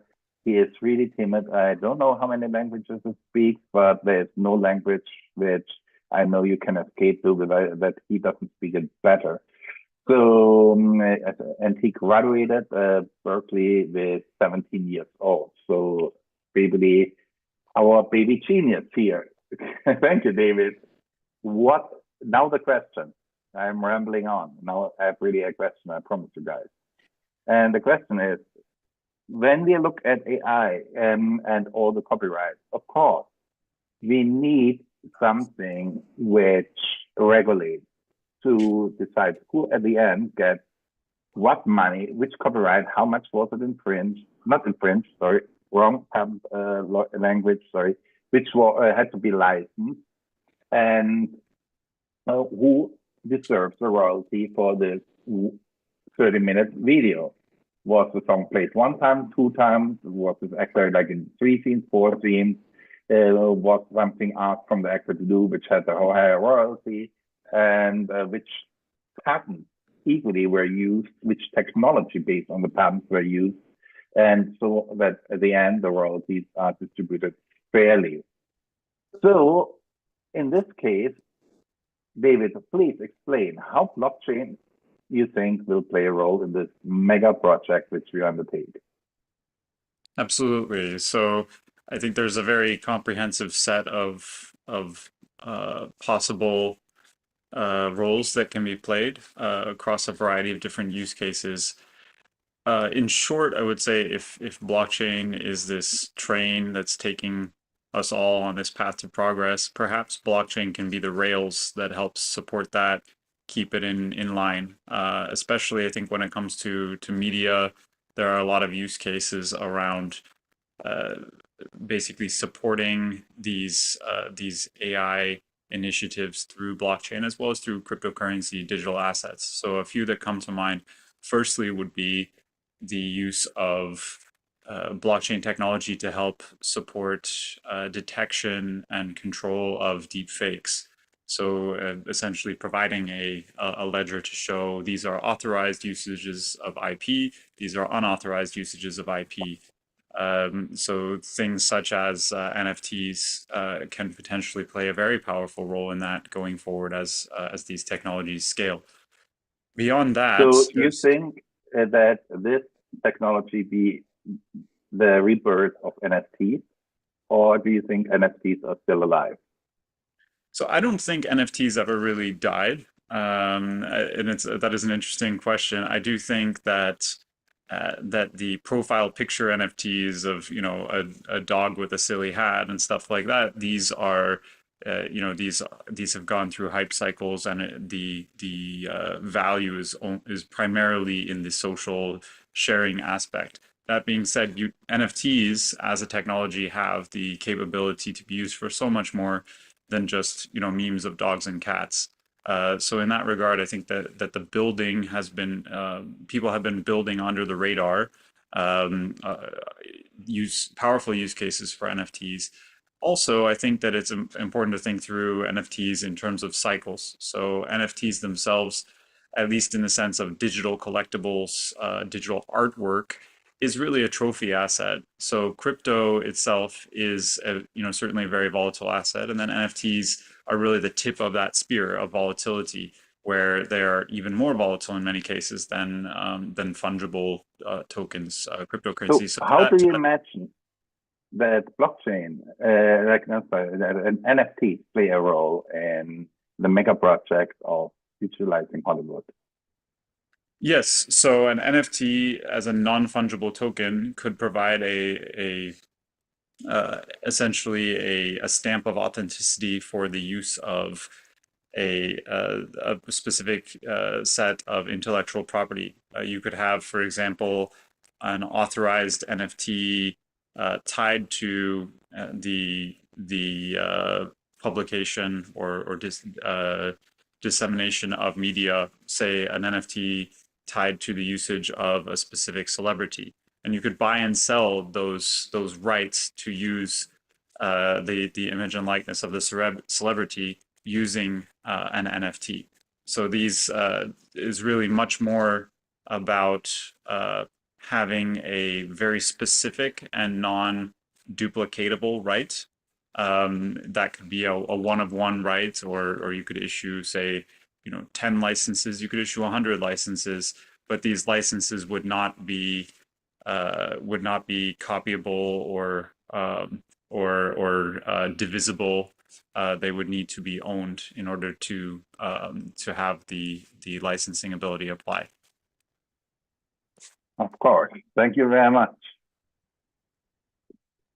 I wanted to follow up with a question for Will, and we had prior discussion, and I want to close here round with our first speaker, the former Prime Minister of Kenya, and now most likely the next president or leader of the African Union. So he has a lot of initiatives and entrepreneurship in Kenya and so on. And I wanted to ask Will, how does it look with the patent landscape for AI and AI in Kenya? On the patent landscape, well, when we look at the landscape, you've got... I know you speak about the US applications which come from Kenyan government. Which we just look at right now. I'm just we don't speak with the Kenyan patent office. The application which are filed over the WIPO or like directly in the US. Yeah, I think that the United States, of course, leads with the IP and generative AI in terms of volume, followed by Asia. And then I would say in next place, we see IP also coming from the continent, and some trickling in from East and West Africa. But I'd say the most that we'd see there is coming in from South Africa, as far as the IP is concerned. But you spoke also from interesting developments which you think in Kenya will happen in AI prior in our private meeting. So interesting development, you said? Yeah, interesting development which you think will happen in future in Kenya. Yeah, I think that what we're seeing now in this market and the movement with AI in general is we're seeing advances that everyone can take advantage of almost simultaneously. So it's not like, okay, we've got, I think you remember back in the 80s and the 90s, might have a new chip or a new PC, but it may be months or even years before it went to other markets outside of the United States. Now, I think that we kind of have to think differently about development because research papers are being shared with everyone on websites that everyone can access, and that's impacting an enormous amount of countries around the world, and Kenya is not an exception. And as far as that region of the world, and I think the continent in general, Kenya has spent a lot of investment in early education, particularly in developing English speaking skills and other skills that easily translate into back office and even front office IT enterprises. And so when we start to look at the continent and see where the larger tech companies, even from US, are, the larger offices tend to be in Kenya. And, Thank you. Yes. David, the question becomes more not from your knowledge from crypto. It will become for your intercontinental knowledge from having lived in different countries for a long time. Speaking, how many languages do you speak? Like I stopped counting by 8. How many? Don't list them all, just numbers. A few, to varying degrees. Not all of them well, many badly. But sorry, what was Mostly the bad question? about others. Sorry? Mostly bad about others when you speak. I'm joking. Fair. Okay. Fair. So we saw, like with film production in Hollywood, that a lot of film production follows still the majority and is indoctrinated. We expect James Bond to be a white male. We expect the hero to be American. We expect the villain to be British or German. We expect some other things. So also, like when we see the whole film, there is inequality with how they treat other nations, and other nations have also problems with the culture issue when a film is produced in America. For example, when you see some scenes which are cultural inappropriated for another country. It can be a mayor kissing. It can be even the mayor, how a woman is lightly dressed or not, or something like this. It can change. But I speak about the more fundamental difference. The difference where we stereotype cast different people in different ways, and it's not helping to basically countries to enjoy the film in this degree that they would enjoy it when it would be more tailored to them. Of course, our movies on demand will overcome this. And will have, for countries which open themselves up, tremendous opportunities. As telling a story is the fundamentary thing, which was the first thing that we discovered: speech. Then people told each other stories. When they had nothing had to do, they were sitting together, and the good stories were told from generation to generation. History was described, and the learning, everything was in stories. And how the stories are constructed will be really important. And it will be important also for the for the development in countries which open up to be more, I would not say westernized, but more future oriented now. And we all, as a country, have to develop. It's not that only the developing countries have to develop, also the United States develops all the time. And it's a part of how quick you develop, how much market share and how good your country and your economy will be. So the ability to tell stories in different languages with different cultural aspects. What is your opinion about this? And I know also by your wedding, you had a band playing, which was the famous band from a country. I don't know which one anymore. I don't remember. But it was like you are really going into different cultures all the time. Can you tell me how they see in different cultures the Hollywood movies versus the homemade movies and the movie industry, which you see in the different cultures?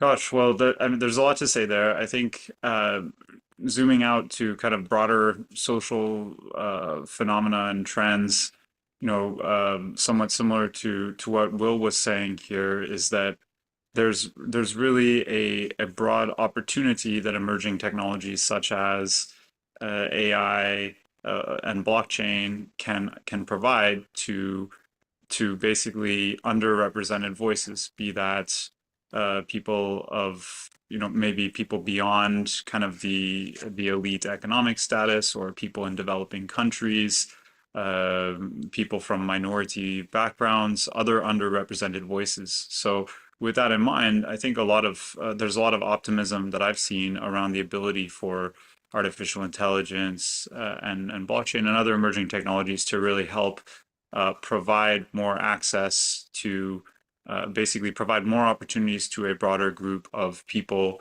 around the world. So, for example, we are really starting to see, even before AI kind of hit this huge hype cycle right now, we have been starting to see the dominance of Hollywood slowly dwindle amid, say, the rise of social media stars, TikTok, YouTube, etc. We've been seeing also major non-Hollywood film industries such as Bollywood in India or Nollywood in Nigeria that have really been capturing a lot of attention, not just in their home countries, but really around the world. And so with that, I think that we'll with this new adoption of emerging technologies like AI, we're going to continue to see those trends accelerate and really provide more opportunities for that longer tail of all of the people, all of the countries, all of the voices that have really not had as much of a say. Will give more opportunities for them. Similarly, I think overall, when these new technologies come out, you see the opportunity for technological leapfrogging, where really, if anything, it's more likely that many technologies get adopted faster or utilized optimally in countries and in jurisdictions and in groups that have maybe traditionally not had as much access, because the people and the groups who have really entrenched systems in place, legacy systems, have less of an incentive to switch as quickly, whereas groups that have not had as much access to those legacy systems are in many cases more likely to jump on board with the new technology. So I think you see that with adoption of blockchain and digital assets in places like Kenya or Argentina, or oh my gosh, we have a video malfunction here. But I think you see that with those countries and those regions. But then you also see that you also see that with artificial intelligence usage. So I'm optimistic about the increase in diversity that can come with this. Granted, there are caveats to that. So, and this, I mean, this panel was going really quick. So we have 3 minutes left, and I just wanted to get one quick question out before this. Of course, when we look at panels, when we look at what assets we buy in a fund in, we are looking always for diversification, but also we are looking at our diversification, like when it's an AI fund, which has patent technology in, copyright in, and a VC component where we invest in companies. So we have to look at that, the diversification which we have, and be really communicating and good to the investors, so that they don't, with the other fund, double by case the same diversification. So I know that you have a crypto fund, and crypto is used in how we saw it right now, from AI to payment methods to different protocols like Filecoin protocol. So how you handle your diversification and how you can compare to an AI fund? David. Yeah, so when it comes to managing cryptocurrencies and digital assets, there are many different utilities and use cases, which include decentralized file storage, smart contracts, platforms, artificial intelligence systems and networks that are decentralized in nature. So we, as digital asset fund managers, we do make allocation into blockchain and digital asset technologies that have some varying degrees of relationship to the digital asset space, to the AI space. On the side of I guess the other side of the coin, considering how blockchain integrates into artificial intelligence and media applications, such as the ones that the ART Fund, the Advanced Real-Time Technologies Fund, is focused on. These are a couple. Firstly, the deepfake detection that I had mentioned previously. Secondly, there are functionalities around facilitating payment systems for say usage of intellectual property around the world through micropayments. And beyond that, there are also possibilities for metaverse-based usage of artificial intelligence in the media that are very promising, and that's just to name a few. But overall, I think it comes down to diversification across use cases, as well as across different markets and different market caps, among others.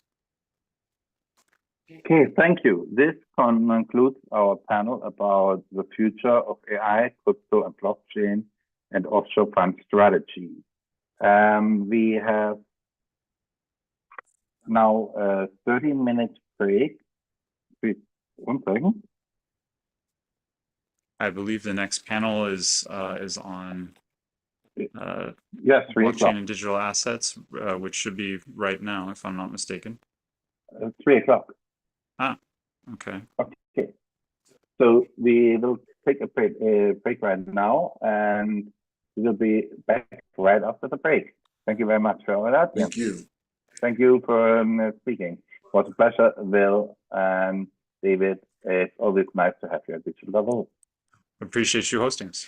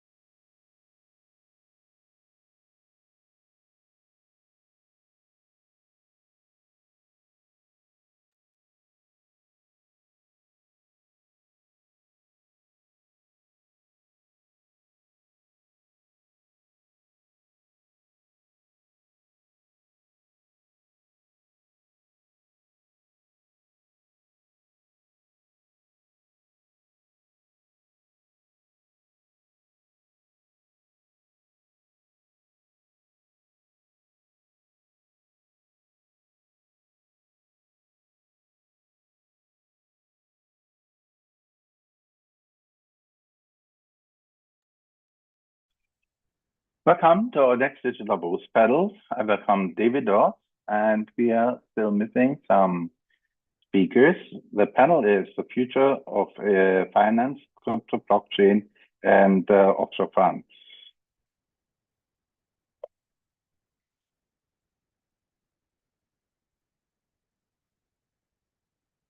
David, do you hear me?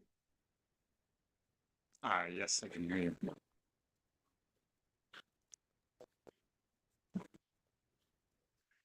Okay.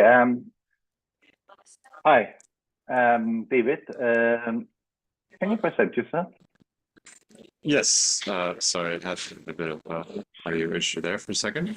But I am David Doss. I'm the founder of CKC Fund, and we are a digital asset fund manager and blockchain program management company, partnered with ChainBLX. And yeah, I'm excited to be here talking about this topic. I think it's very relevant for a lot of what's going on in the markets right now. Thank you very much. Andrea, thank you very much for joining us. How are you doing? Carl, good to see you, and good to see you, David. Likewise. Andrea, I know that we know you all from Davos, but could you please reintroduce yourself for the audience? Of course. So I'm Andrea Perlak, based in Santa Fe, New Mexico. I run a bunch of different blockchain and cryptocurrency-based organizations, including Crypto Accounting Group. We specialize in all things blockchain and crypto. Panel. I welcome David Doss, and we are still missing some. Yes, go ahead. Oh, it's funny. I'm sorry. I'm getting an echo. Forgive me. Yeah. No, it's my phone was suddenly playing it back. Sorry. Oh, very good. That's great. That's great. In addition to, I'm a GP in a variety of different funds that specialize in blockchain and crypto, and then some Bitcoin-based organizations that are treasury focused to help companies get Bitcoin on their balance sheet, among many others. But very nice to see you again. Thank you very much. Hi, I'm Carl Sedig. I'm the moderator from this panel. We are an offshore crypto company. We're an offshore, sorry, blah, blah, blah. Wrong. Cut. Do it again. We are an offshore fund management company, which has different funds. David is one of the funds which we are having, which is the crypto fund. And I'm welcoming you to the panel. So let's really dive right in. So crypto had a not good quarter. So what was causing it? Andrea. Well, I've been to about 5 different conferences in the past couple of weeks, and there is one singular answer that sticks out, and it's the worldwide elections. Everybody is holding their breath. So it's, from my perspective, yeah, there is a slight decline in terms of valuation of different companies. Launches have all completely stalled. But everybody is waiting and speculating what's going to happen in the United States, what's happening globally. So once we have an answer to that, I hope that everything's literally we see tons and tons of companies that are ready to launch, but just have not hit the go button. So January and February is going to be a great month, I think, no matter what happens with our particular elections in the United States. So that's what I'm hearing across the board. David, what is your answer?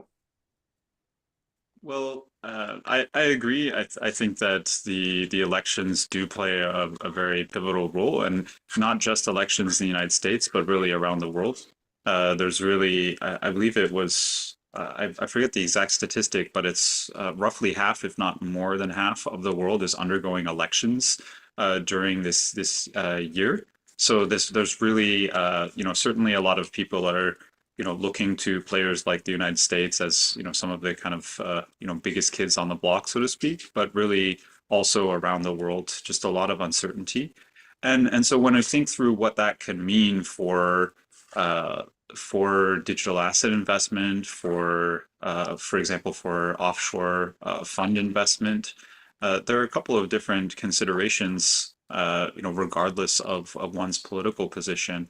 I think that some investors, are looking at if the, let's say, more the left, be it the Democrats in the U.S. or other parties in other countries, if they win, I think some investors are expecting regulatory crackdowns within a particular jurisdiction, and so maybe looking to kind of go where they're treated best for cryptocurrency investment or for other types of investment. To potentially have that a bit of a buffer against some let's say certain types of regulation that could be less favorable to their investments. Also, I think people thinking through if the left party wins, considering, for example, higher taxes, what that means for their investments, as well as things like environmental regulations adjusting, and whether that's in favor of or against certain of their investments. On the opposite side of the spectrum, if the right wins, for example, in the US, I think that some investors are concerned about short-term choppiness, where any regime change tends to lead to some periods of instability. So moving from, in the US, the left being the ruling party to potentially, if the right were the ruling party, I think investors, regardless of their political persuasions, are looking at how they can hedge against some of the shorter term uncertainties that could create. And there are also potential concerns such as geopolitical tensions or trade wars that some investors have expressed around more right-wing parties winning elections in various countries. But regardless of outcome, I think also that the overall consideration in regards to crypto investment and say offshore investment as well is thinking through how to mitigate market volatility, how to hedge against global instability, how to hedge against fluctuations in the dollar as well as other currencies, how to hedge against inflation in those. And that's something where digital assets investment can play a significant role. And lastly, just that I think this overall election in the US, cryptocurrency has really come into the foreground as a key theme in terms of key donors, key policies, with first RFK coming out very pro digital asset and cryptocurrency, subsequently Donald Trump, and then ultimately also Kamala Harris, all coming out with their respective digital asset and cryptocurrency policies and frameworks. This is a theme that has been much more in the foreground than it was in previous election cycles in the US. Of course, we see a lot of people hold crypto as a big voting pool now, and of course, every presidential candidate was going against it. Now we have two presidential candidates. Andrea, which one policy you would prefer? I'm sorry, I was having a little bit of trouble hearing you, but which two policies? You see the policies from Kamala and from Donald Trump, and which policy you think is better adapted to tackle the international market for cryptocurrency, which is of course decentralized globally, and which one is, if there's a difference from those policies which would be expressed in the United States? Yeah, it's such an interesting question, because if you had posed exactly what David just said, prior, when we just had Biden and Trump, it was very easy to answer that question, because Biden was anti-crypto and has been for the past 3 years. Stark comparison, regulation through enforcement. The way that we should think about this, or at least the way I think about it, is the effect of what would happen if each of the candidates got in? Would Kamala get rid of Gary Gensler? And if that happens, regardless of whether you agree with Gensler's policies or not in the crypto space, many of us don't, it's going to be a positive effect for the blockchain Web3 environment. If he does not leave, and I've heard different things about whether she's going to oust Gensler and then someone from FinSec and the FCTC as well. So those are the three main positions that they're talking about having turnover if Kamala Harris gets in. So at first we heard that was definitely going to happen. Now we're hearing that no, the Senate's going to go to the Republicans, so she would be better off not doing that. If that doesn't happen, I still think that there's going to be a positive impact upon the crypto environment because her policies and there's just been a reckoning that we understand that this industry is phenomenal for the United States and phenomenal for the world. So from that perspective, I'm very optimistic about a Harris presidency. But in the crypto environment as a whole, it's very bullish towards Trump. Trump has a little bit longer to develop his policies. He came out first for crypto and blockchain. Some of it makes sense, some of it doesn't, quite frankly. But overall, I think that exactly as David said before, it's going to be disruptive either way we go because it's going to be a new regime either way. The question is Trump's more pro blockchain policies, but a more negative global impact, or Kamala's less bullish for crypto and the worldwide economic stability as a result of a Harris policy. So, and I know that's my personal opinion, of course, right? So in how far do you think, David, that cryptocurrencies are right now important for the world economy? It's still not the biggest market, and there's a lot of other markets which are really important. But do you think, how much do you think it impacts right now the decisions which the future administration will do worldwide? Not only in crypto, I say, for when the decisions don't go the right way, what would happen to other economic branches? Probably. Who wants to take it first? Andrea, David? David, why don't you go first? I just did a lot of talking. Oh, well, I guess, yeah, happy to chime in here. I mean, certainly, if depending on what happens in the U.S., I think it's a little bit tricky to say, but I think that it's tricky to say exactly who is going to do what depending on what the U.S. does. But I think in general, when the U.S. leads for better or for worse. So whether people decide to follow or to react toward that is ultimately a question jurisdiction to jurisdiction. So I think if, for example, to Andrea's points, if the U.S. ends up in a position of being less favorable to the cryptocurrency and digital asset space, that others will really take that opportunity and run with it in a way that really could leave the U.S. market behind.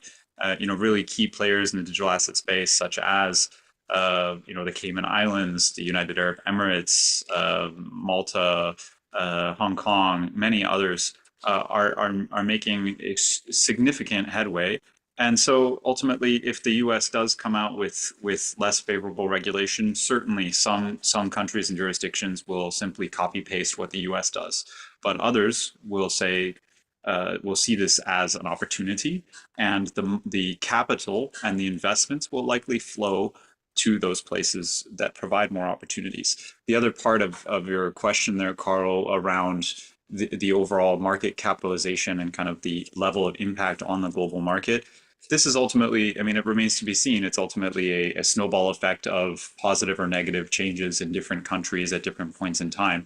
But net, we're seeing trillions of dollars of value in this market right now, which is significant, still a small percentage of total assets, total GDP, but still small but mighty and exponentially growing. And with that, major analysts at groups like Citi or the World Economic Forum have been projecting overall a likely 10 to 20 trillion dollars worth of assets in the broader tokenized market of digital assets, including cryptocurrencies as well as tokenized real estate, private credit, other real world assets, which that would ultimately involve a exponential growth if we reached that 10 to 20 point from where we currently are in the low trillions.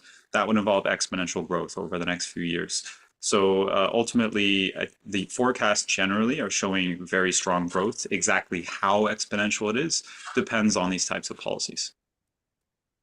Yes, absolutely. And just to add a few thoughts to that, this feels like from the inside, this feels like the tech boom, right? Whether if you take a macroeconomic view of it, whether it happens in the United States or whether it happens globally is completely up to the regulatory regime in the United States. The United States could retain much of this business, this innovation, but likely the United States is already behind. Mika's out there. Even places like Panama and El Salvador are creating very forward-thinking legislation that creates value where there was none before. It's literally governments going out creating value. So tech boom-like growth. The most interesting part of this from a global perspective is banking the unbanked. So inclusion, financial inclusion of persons that have not previously been included in something like a tech boom. So the unbanked, the folks who, like we have a couple of projects in Nigeria right now. So these folks really, they don't have bank accounts, but man, they have a cell phone, internet access, and they're building. They're creating value for their own business, their own, and creating a huge boom within Africa, a huge boom within some of these like smaller towns within Asia. This type of inclusion is really going to create a like you said, David, a exponential growth that we haven't seen in many years. Thank you. Now I have a question. I would like, David, you would respond first to Andrea, something? No, please go ahead. Yeah. I think that was... I know you both are GPs in different funds, and they're both crypto funds. So I want just a one-word answer. One word. When I ask, what is the most important thing an investor should look out when he chooses a fund? One word. Andrea? I'd say the team. The team is the most important thing because innovation, like we're experiencing. Oh, sorry. Am I not allowed to elaborate? One word. David. Risk mitigation. Hyphenated compound word. Okay. I was going to say you got in trouble too, David. Now I have the follow-up question. And Andrea, why do you think that team is more important than risk mitigation? Because in this space, we're moving so fast. I've never seen anything like it. And everyone has to pivot all the time. So the most important thing you need to look at is, do you have a team in place that is dedicated to sticking around and making it happen? And do they have the expertise, the knowledge, and the network, the community behind them to keep them rolling? David, why do you think that risk mitigation?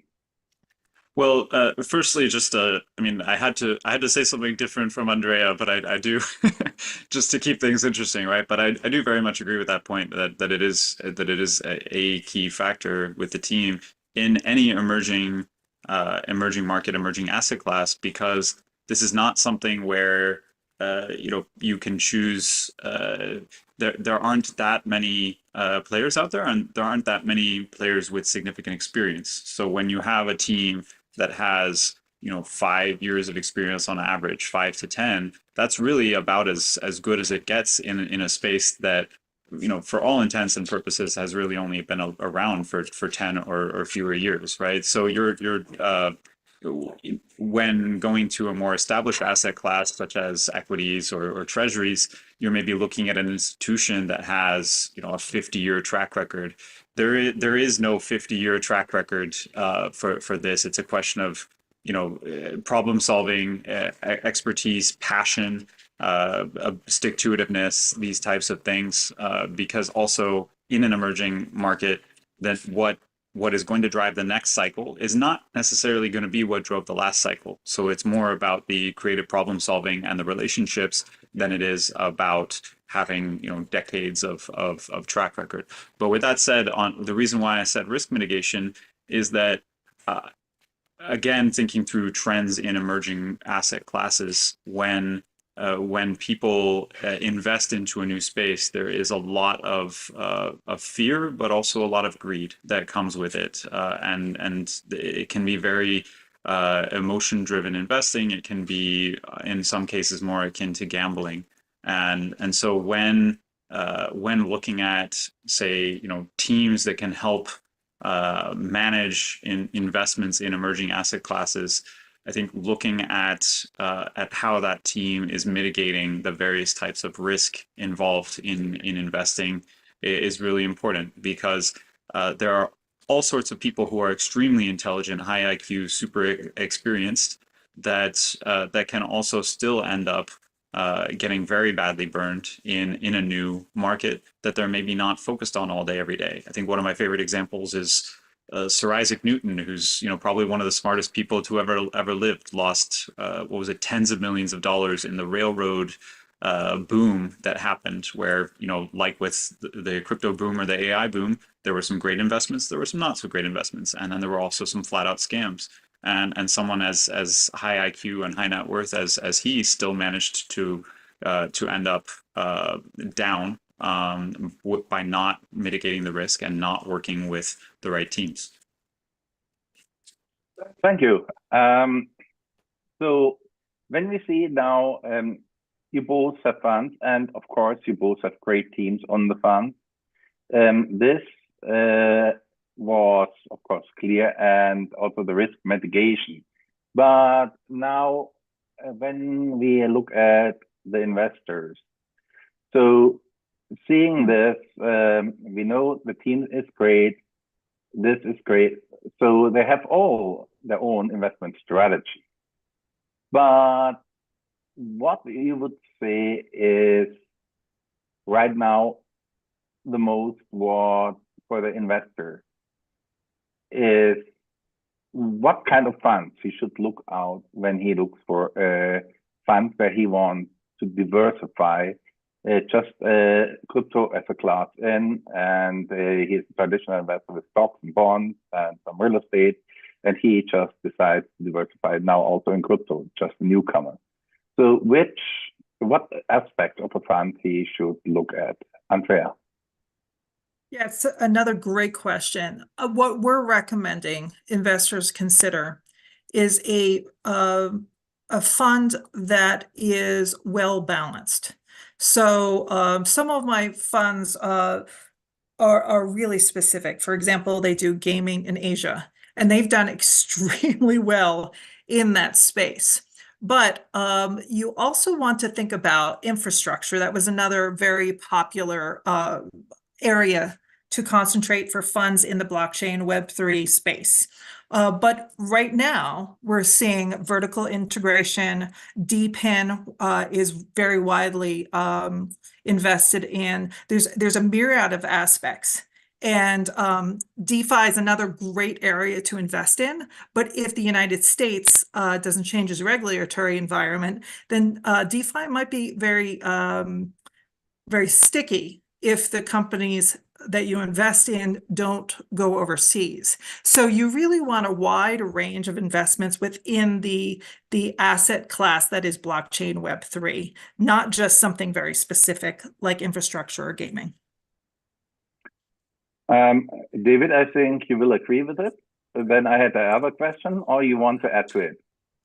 Well, I do agree. Just to quickly add to that, though, a couple of relevant points. Firstly, I think a lot of folks got into crypto in a kind of hyper specialized type of atmosphere where, say, people bought some ultra low cap meme coin, or they bought the latest NFT that was happening, or some people even invested into some early stage crypto project as an equity investment, and then they realized many of those investments went to zero. And yes, there are some that became incredibly successful, but to that point, one thing we look at as fund managers is diversification across market cap, across the various utilities and use cases, some of which Andrea was mentioning, like decentralized physical infrastructure, DePIN, decentralized finance, DeFi, smart contract platforms, gaming, etc.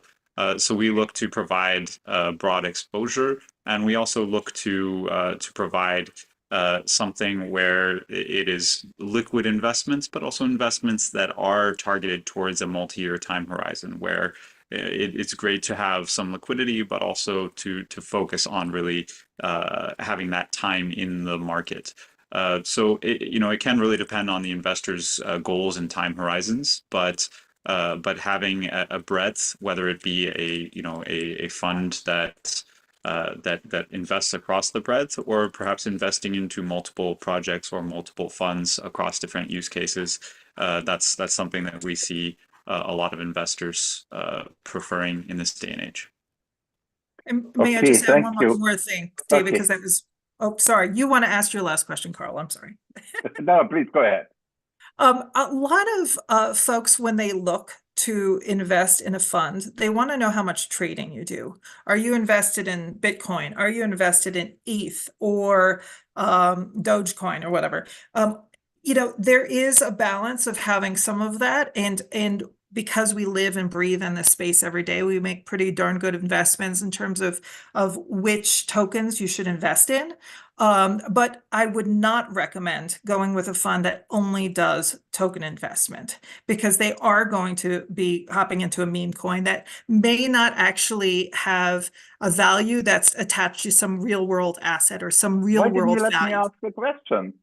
You said I could. You said I could elaborate.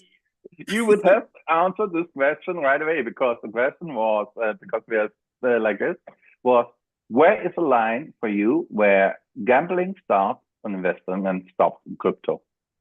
Yeah, meme coins, right? I know people love them, but I just can't do it. I mean, Dogecoin is like the exception because it started as a meme, but it ended up with actual real utilitarian use, relatively speaking. But yeah, that's to me gambling. And if you don't understand what the organization or the fund is doing, that's gambling. This is a space that's really dangerous because it requires years of being saturated in the nomenclature and really understanding how the tech works. We have a tech team that backs us up. We have programmers. We run our own nodes. Also, we can test all of these things. We run our own pricing so that we can constantly keep up with it. If you don't feel like you understand the space enough, then you have to understand who you're dealing with. Do you trust the people that you're working with? So it comes down to fundamentals, right? So, David, for you, I changed. You want to answer to this or add? Real briefly, I would say that yes, I mean because we're running out of time, so I don't have okay. I have Yep.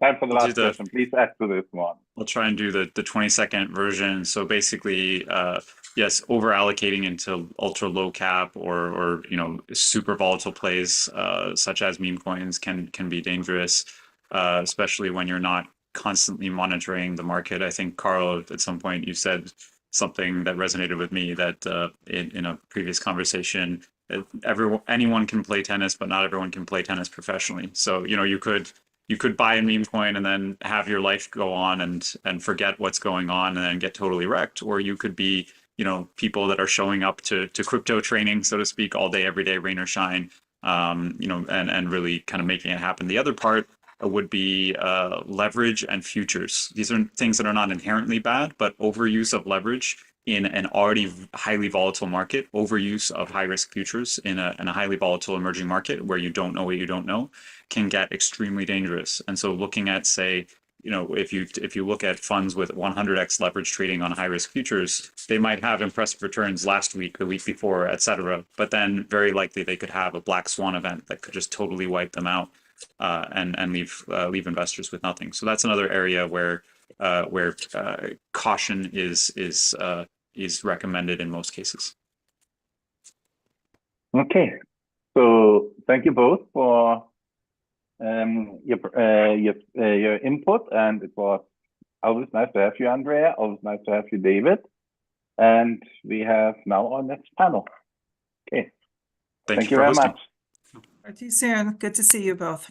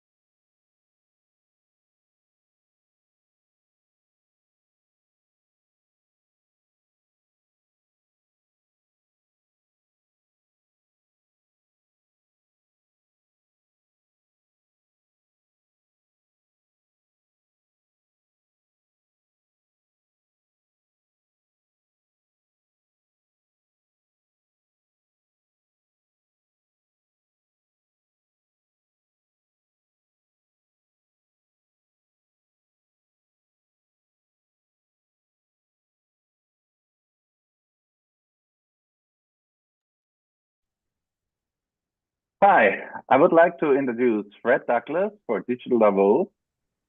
And Fred will speak about AI, patents, and ramification in this area. Fred, welcome to Digital Davos. Thank you, Carl. My name is Fred Douglas.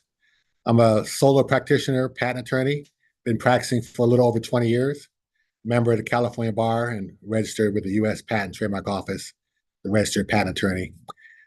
My talk today is about patent portfolio development and artificial intelligence. I'm going to go through some of the recent legislation, some of the practices that have been implemented as far as patenting artificial intelligence inventions, and also using artificial intelligence to prepare your patents and to maintain your patent portfolio. Artificial intelligence has been around for quite a while. Lawyers have been using artificial intelligence for quite a while, even though they might not have used that name. Our research packages, LexisNexis, Westlaw, and also for searching for patents, Derwent and other providers. That's what you call extractive artificial intelligence. They take large volumes of data, case law, statutes, law review, journal articles, and like a very good research assistant, they extract the data, they extract the documents that you need, and they are very smart in finding things. So you can think of it as a good assistant. But now artificial intelligence, which we are talking about usually in common language today, is generative, not extractive, but generative artificial intelligence. So instead of finding something that already exists, you're hoping that the artificial intelligence chatbot or service, they create things for you. They may create that journal article. They might write a statute. They may prepare a legal brief, for example. Large language models, they train on quite a bit of data. And that data is sort of like a large library that's created and maintained from other people.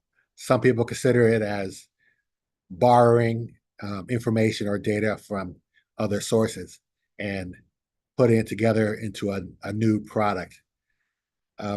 There's been recent legislation.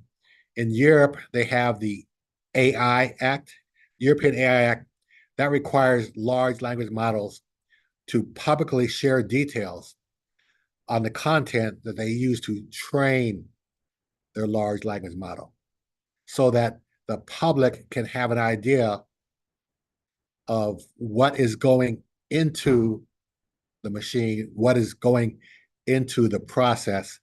Some people are going to hope to find sources of copyrighted information that they believe is being trained into the LLM, and maybe litigation might uncover that.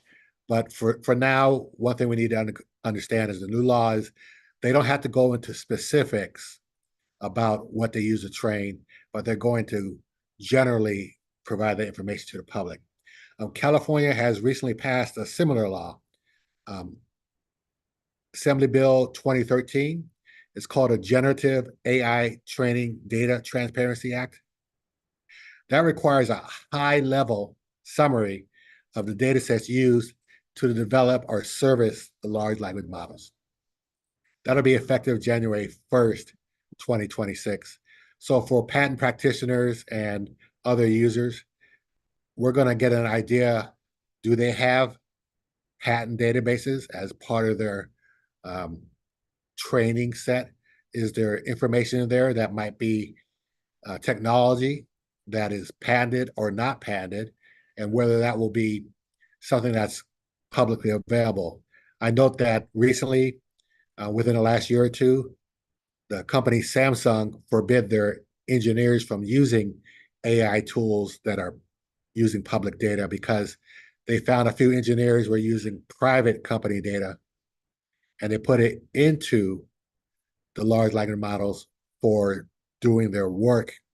And then the problem is the trade secrets of the company are put into a public database. And then later, somebody else might find that.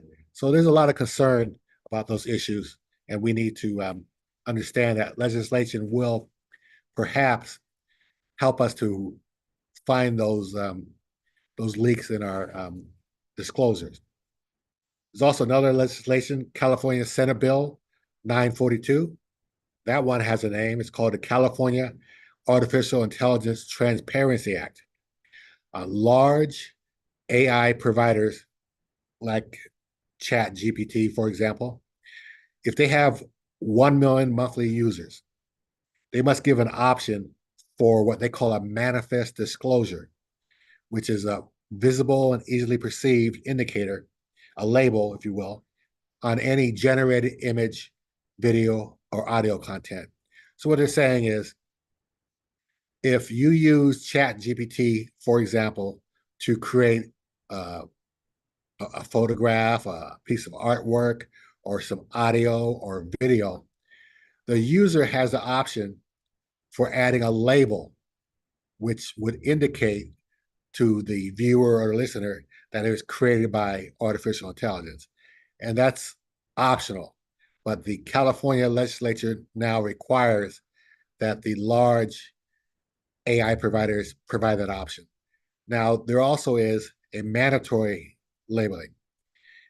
Any large AI providers, again, that's 1 million monthly users or more, they must label any image, video, or audio content with what they call a latent disclosure, which would be imperceptible to the human eye. So this could be like a secret watermark or some type of tag. We know that with video camera images from your cell phone, there's already tags involved. So any output that's a visual or audio output from a large LLM system is going to have that tag, but it will not be required to be visible to the naked eye.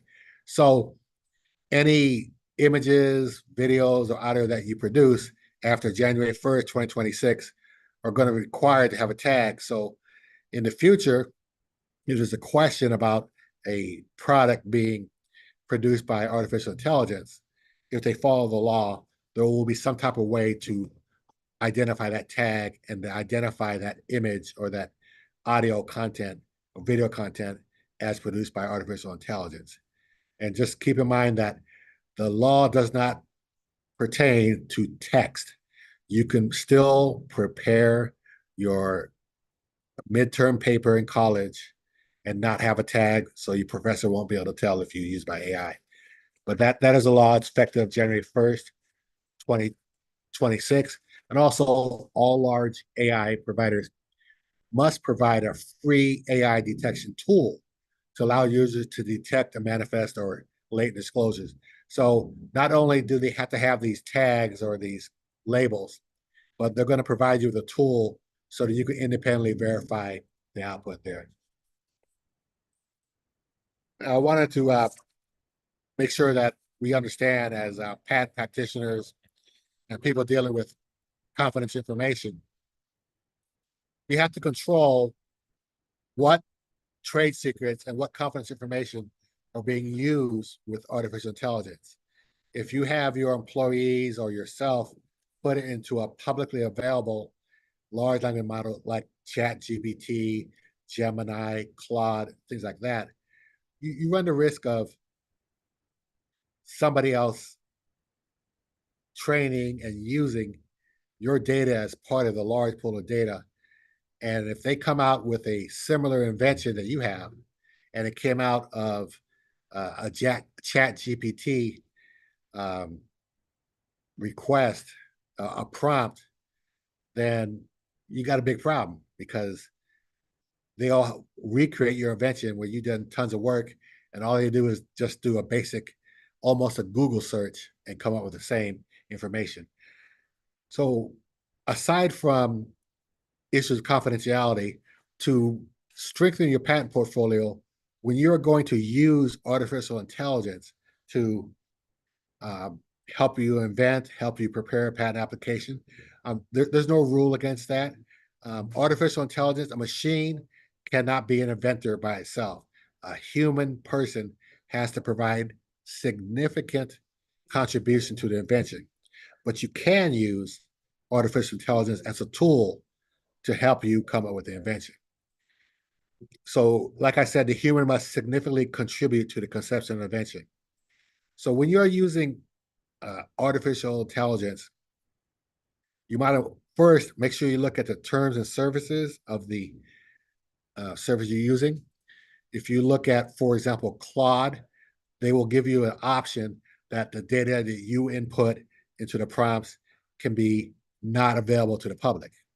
If you look at the terms and services, for example, of Gemini, which is from Google, you'll probably see that there's no clear indication that your information will be kept private. It may be put into the big, large vat where all the information is.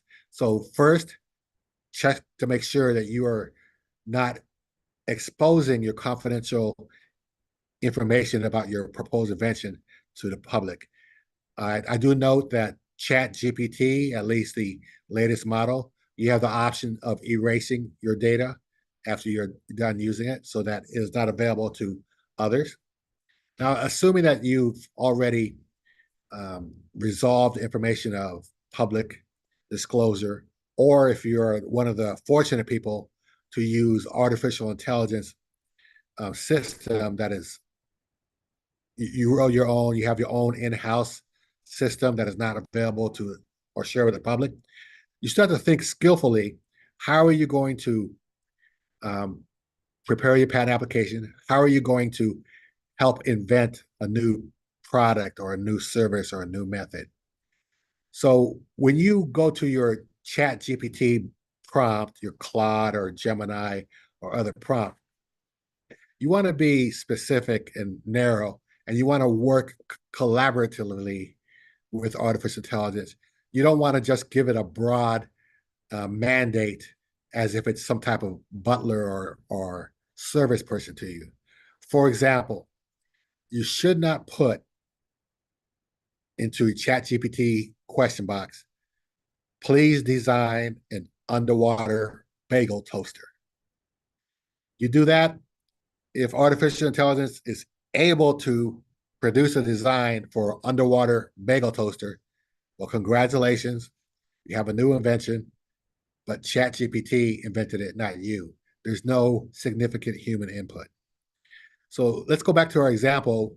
Instead of having a broad one-line prompt, let's think about your artificial intelligence being a good personal assistant, a good lab assistant, a colleague who's helping you brainstorm for an invention.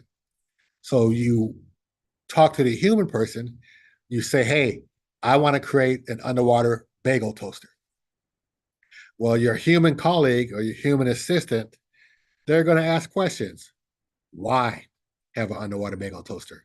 Can we toast things other than bagels? How would we supply power to a machine that's underwater? How would we retrieve the toasted product? These are questions that you would think about talking to a human. Well, consider the artificial intelligence system to be like a very smart and dedicated and more poorly paid assistant. So you would think about being specific and offer guidance to the AI system. Let's say you are an inventor in a lab and you have a college intern there. You would provide guidance to them. You say, look for this, look for that, run this test, help me out, do this. So the same way for the artificial intelligence, you can go beyond just a one-line prompt or one-line request. You can ask it specific questions, portion off for specific components. You can guide the AI system on how to achieve the elements of the solution. You can ask about the power supply. You can ask about the toasting element. You can ask about the delivery. You can ask about the exhaust from the combustion that goes on. And you can chop off into digestible bits. And as your artificial intelligence produces to you output related to small bits of the whole machine, then you can get down to a lot of details, and you can take the output at ChatGPT, for example, and you can accept it, you can build upon it, or you can toss it out and work from another component. You want to refine and you want to do iterations. If, for example, they come up with the idea of the power supply, you can say, fine, now help me produce a power supply that will meet Underwriter Laboratories requirements, or help me to provide a power supply that will be solar powered, or that will have a certain amperage or a certain current. So you don't want to give it broad dictates. You want to have iterations. And the more iterations you have, the better chance you'll have of a better invention. And also, when you communicate with the AI system back and forth during the inventive process, your contributions will be more significant because you're not handed a whole design on a silver platter. This is something you worked on, and your assistant helped you to build up the details. Now, another thing we have to understand is that the U.S. Patent and Trademark Office has come out with a lot of rules recently about using artificial intelligence in the inventive process. So let's assume that you did use the artificial intelligence to help you invent. the Patent and Trademark Office now requires that you forthcoming take the initiative and reveal to the Patent and Trademark Office the fact that you use artificial intelligence in coming up with your invention. Like I said, there's no bar to using artificial intelligence to help you invent, but they want you to identify that you did use it. If you do not mention using artificial intelligence, they're going to assume that you did not use artificial intelligence in the process. So for you, those of you who are interested in litigating patents on an offensive matter or defensive matter, that's going to be something in the future where they're going to get into the question of, did they commit inequitable conduct by omitting, intentionally not telling the Patent Trademark Office that the invention is a product of contributions from artificial intelligence. So that could be a problem, and that's something that should be recorded and should be reported to the Patent Trademark Office if relevant. There's also subject matter eligibility issue, artificial intelligence. The patent attorneys for several years have been burdened with many rejections for what they call subject matter eligibility, 35 USC 101. Even before artificial intelligence came aboard, anything that's computer related is often suspect, and you'll get a rejection. You might even get invalidated in court if they can prove that your invention is something that humans can do. You just add on a computer. There's no invention there by having a computer do something that could be done without a computer. It's been rather frustrating. And it's going to increase because there's extra attention from a July 16th, 2024 guidance by the U.S. Patent Trademark Office for subject matter eligibility involving artificial intelligence inventions. So I'm referring to here are inventions where the claims reference using artificial intelligence to accomplish a method. So there's a question is, how do you phrase your claims? This is not something new to us. In the past, when there were questions about software patenting, there were concerns about whether the U.S. Patent Trademark Office should grant patents for software claims. The European patent authorities, for a time, they did forbid any inventions that were related to a software-related invention. And what practitioners did back then, they would focus more on not using the term or the label software, but they focused on characterizing the invention as a method, which has been around since patents have started, where you can patent a method. And if it happens to be that your method is carried out by a computer, but it is a new, unobvious, useful method, then it's still patentable. So for many years, practitioners have gone about not mentioning the word software, even though they are really using software. So it is possible for you to craft a claim or craft a patent application that uses artificial intelligence. But if you don't use the magic words AI, artificial intelligence, then maybe it will not get a red flag as easily if you were to blatantly say, this is an artificial intelligence invention. So for practitioners with any inventions that involved the practice of artificial intelligence, it behooves you to not start from a blank page, but get familiar with other inventions that already mention artificial intelligence. The U.S. Patent and Trademark Office has classifications for technology directed only for artificial intelligence. So you can search through those classifications, become familiar with what are the most likely practices and the ways of describing inventions. So you should consult prior patents and published patent applications so that you can avoid Section 101 rejections, depending upon how the parts of the application are phrased. So your research will be something valuable for you.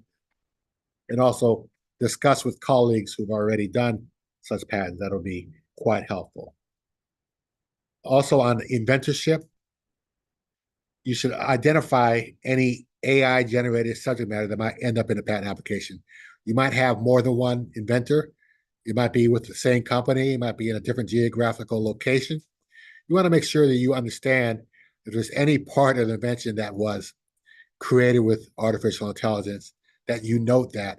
And if it comes out in the eventual claims, that you'll make the proper disclosure. Another concept to think about for artificial intelligence is patent mining. You have a portfolio, or you're looking at a portfolio of a competitor or a legal adversary. You want to look at and understand your portfolio and their portfolio. You want to extract the high value patents, select the ones that have subject matter eligibility problems, like I mentioned before. You want to identify who are the potential infringers of the high value patents. You want to look at who has cited the patent after it issued. Those probably could be potential infringers. And also, what patents and other journal articles were cited in the high value patent. And you want to rank the quality, identify the pending patent family members. You want to look at the foreign counterparts and disclosures, and think about any kind of evidence of use or potential evidence of use that you can get. And the goal here is to find which patents in your portfolio are valuable for licensing out, or what gaps you have. Now, when we're talking about portfolio, you might notice that you're looking at competitors or adversaries' portfolios. You might want to think about the concept of patent pooling, where two or more patent owners combine forces to license together important patents. And that's a way to protect the members of the patent pool from patent infringement litigation, and also to strengthen their defenses. Patent pooling is not something new. Patent pooling was done as far as 1856. A bunch of sewing machine patents were put together in a patent pool. Often, patent pools can help establish a standard. If you get enough strong, highly valuable patents in a particular industry, you might start as a result of establishing a standard of how the technology must run. Going, for example, to the traditional typewriter, the manual key typewriter, the QWERTY board, which we are still using now.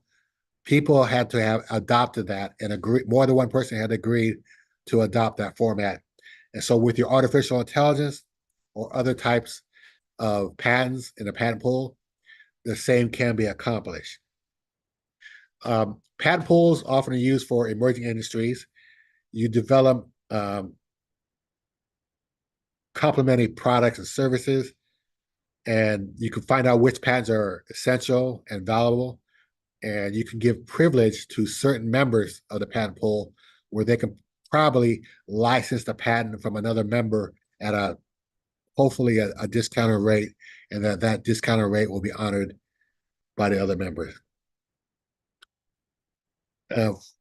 So when you have an industry like artificial intelligence, there's different factors. There's generative, like I mentioned, extractive.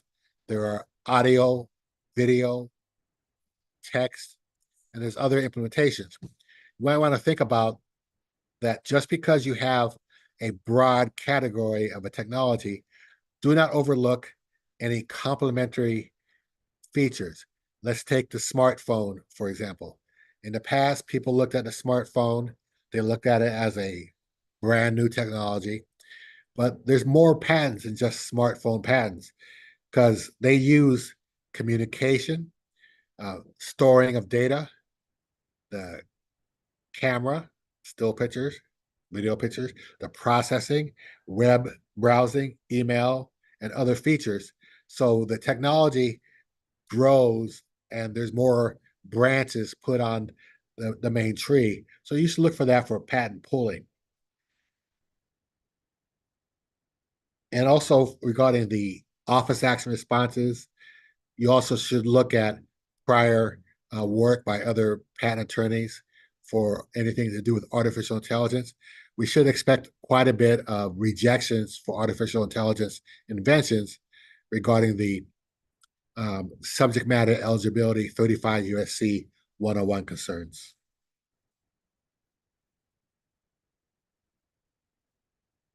So in conclusion, I just provided you with quite a few pointers and some things to think about.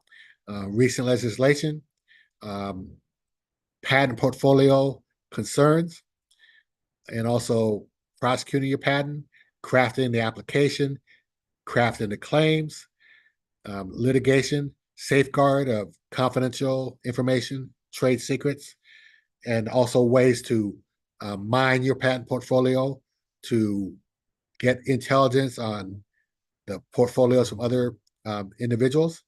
And that's the end of my presentation. Thank you for your attention. And if you have any questions about patent portfolio, artificial intelligence, feel free to contact me. Thank you very much.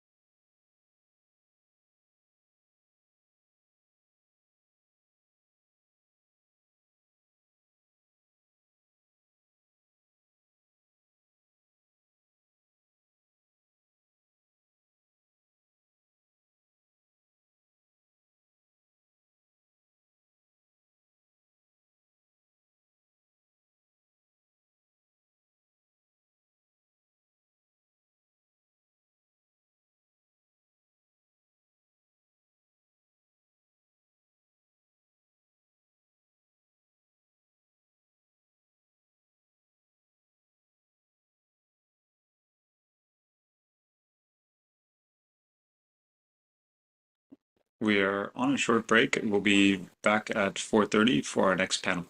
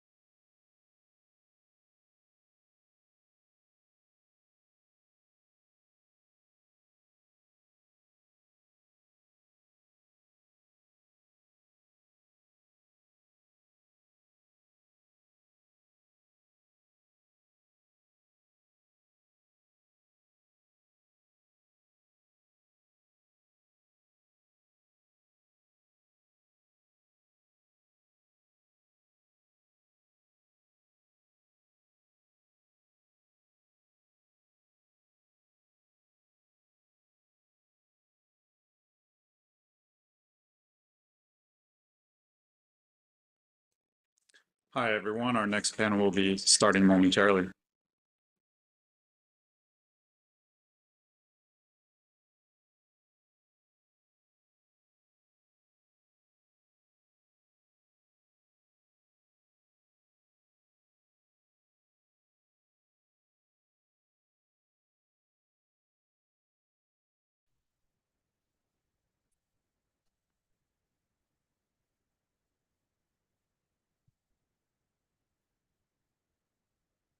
Hello. Hello, Peter. Hi. Hi. Our panel will be starting momentarily. I believe we also have another panelist joining us. I'll be moderating in Carl's stead. Nice to meet you, by the way. Nice to meet you. You too. Thanks.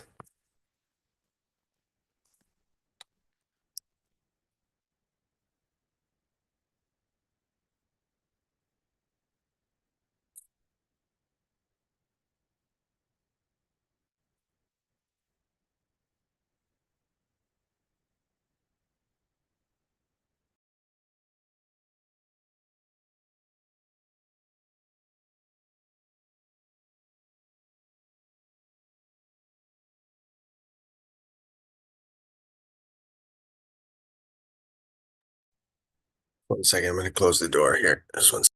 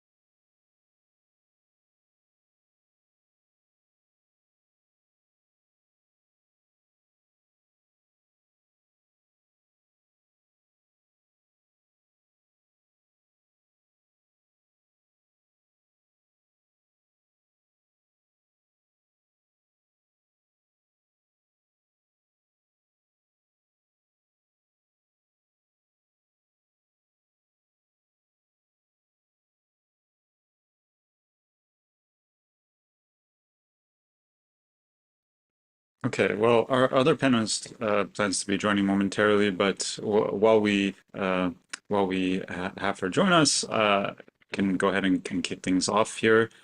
I'm glad. My name is David Doss. I'm the founder of CKC Fund, and I'm glad to be moderating this panel on human progress, technology, sustainability, and global impact. This is meant to be a broad, high-level discussion on the role of tech and strategic investments in driving human advancement. So looking forward to discussing things, topics ranging from AI to finance and digital infrastructure, and how they're being leveraged to address global challenges, promote sustainable development, and related areas. So the goal is to kind of hybridize discussions of business strategies, long-term societal goals, and other interdisciplinary approaches that can create a more inclusive and sustainable future.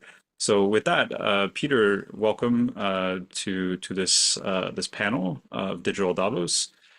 Please introduce yourself for the audience. Yeah, thank you. It's great to be here. My name is Peter Pringeman. I'm the Global Climate and Environment News Director for the Associated Press News Service.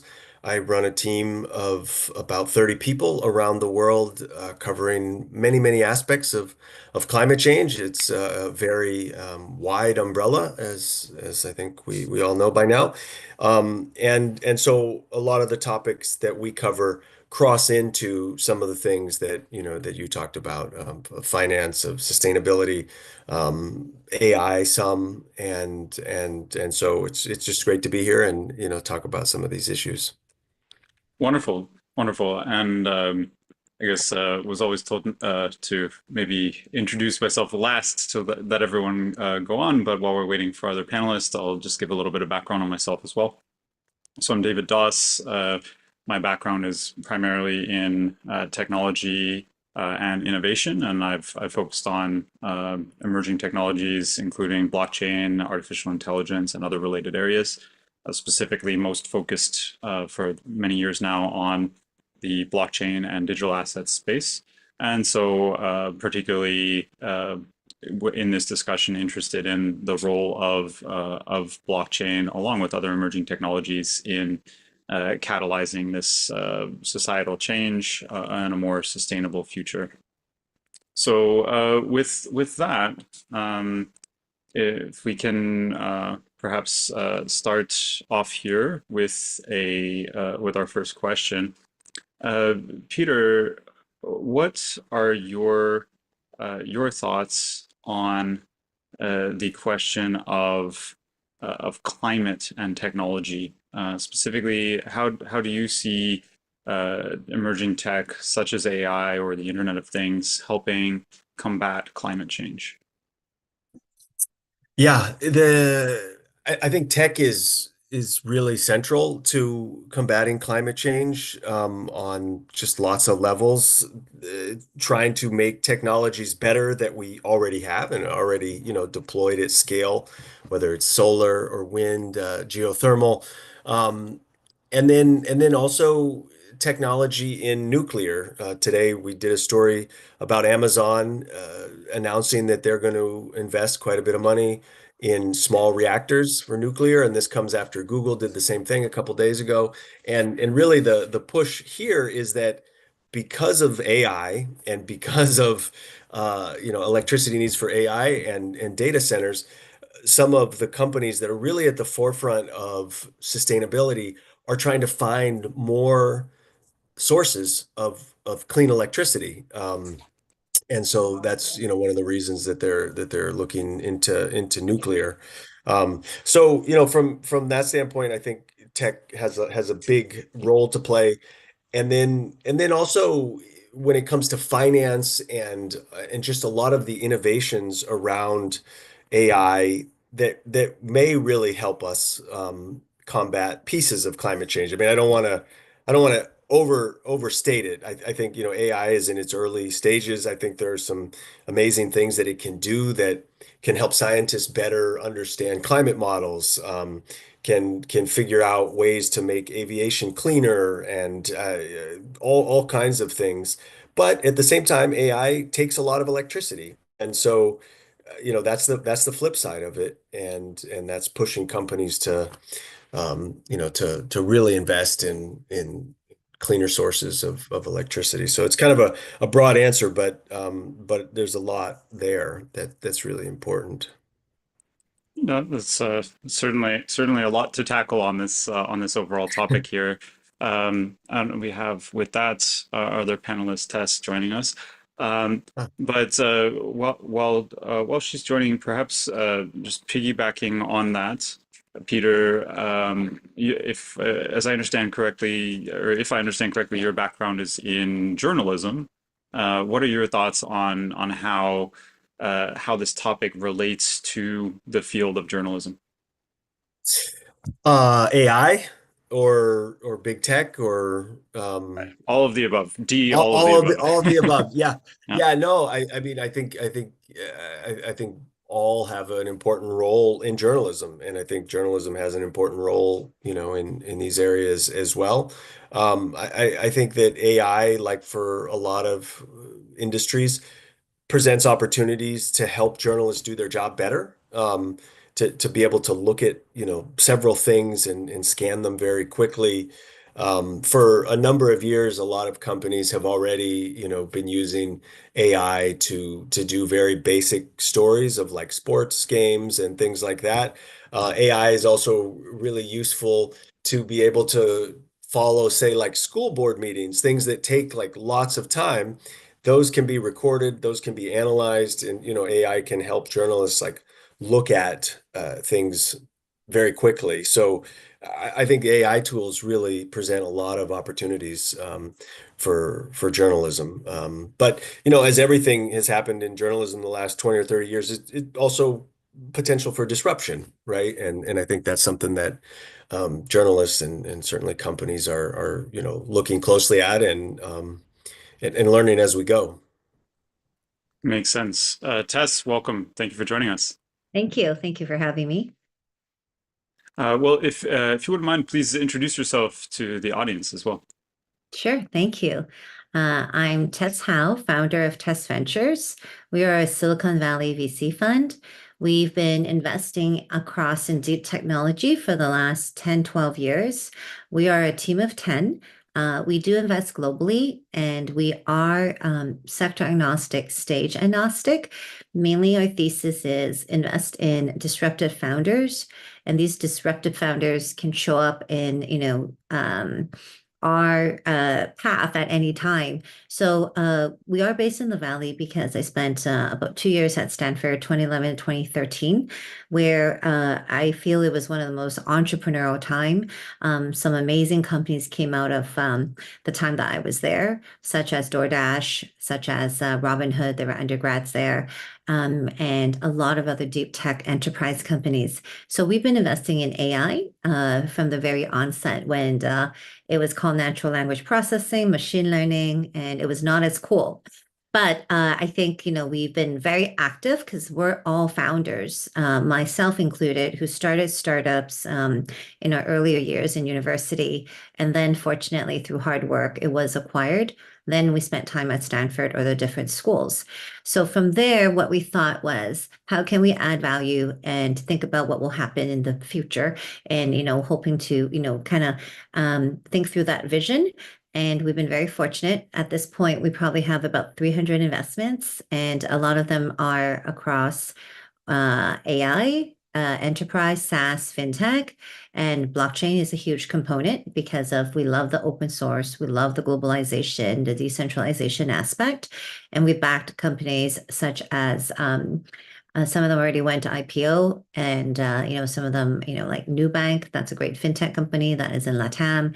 I also spent a bit of time there, and then over in Southeast Asia, we have a bunch of companies there too, and of course across the U.S., we've backed a lot of Stanford founders, Berkeley founders, MIT founders, and happy to talk about all of that. But we take a very active approach when we invest, and we're always curious. We like to learn what others are doing and how to synergize.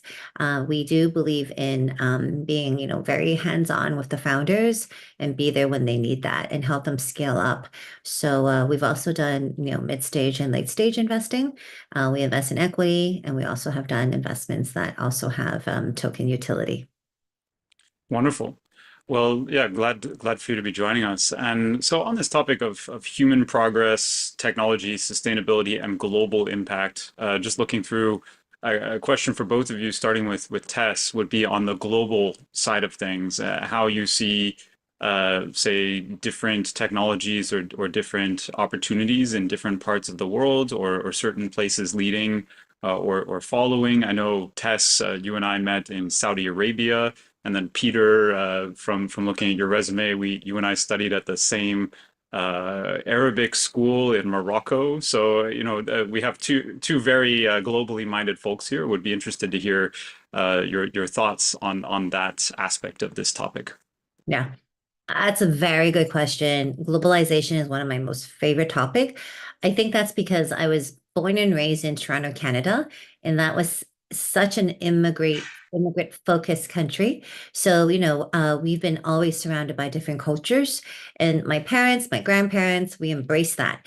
They also are very entrepreneurial. So at a very young age, I saw, the North American, the power that North American, citizens have, where we have some of the best technology, the best insight, the best resources, education, the best, mentorship.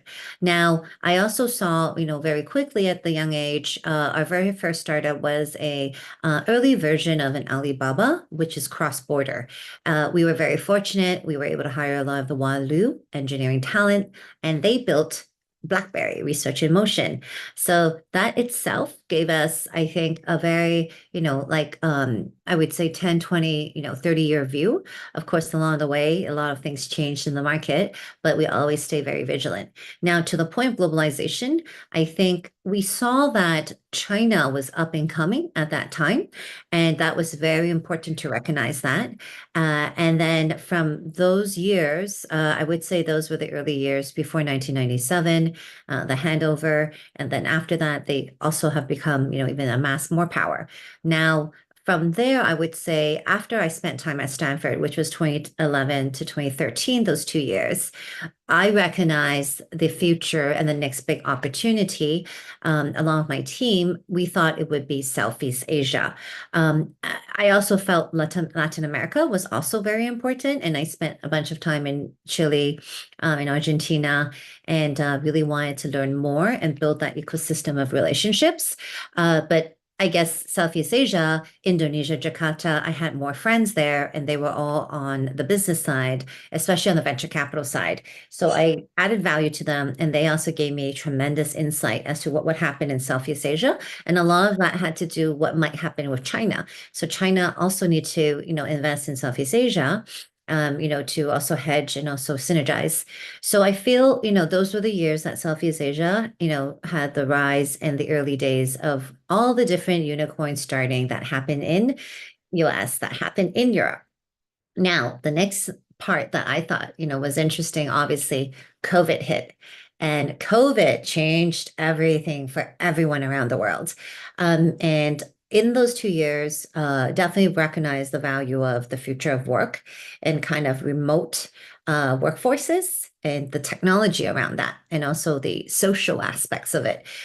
From there, I think I personally, did a lot of analysis. My team also, we felt coming out of COVID, we thought the next, 5, 10 years, the region that we want to focus on, because we feel would be important, is Middle East. So I would say the last 2 years, myself and my team, we spent almost 6 months focusing and based out of Riyadh in Saudi Arabia, because we think we are fortunate, always is where you have an edge. We have a lot of local family friends there. The royal family is an amazing friend as well.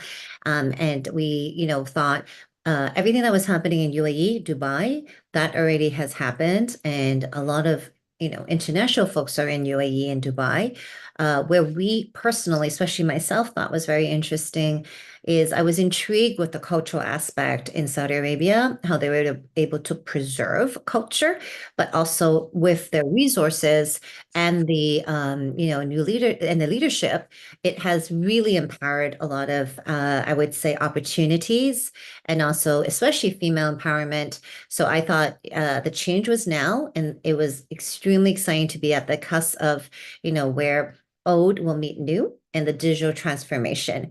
So I myself do see Middle East as an area that, Qatar spend time there, and all the other regions, we would love to understand and also invest in that region and help, do the digital transformation implications and, resources, that we can help provide.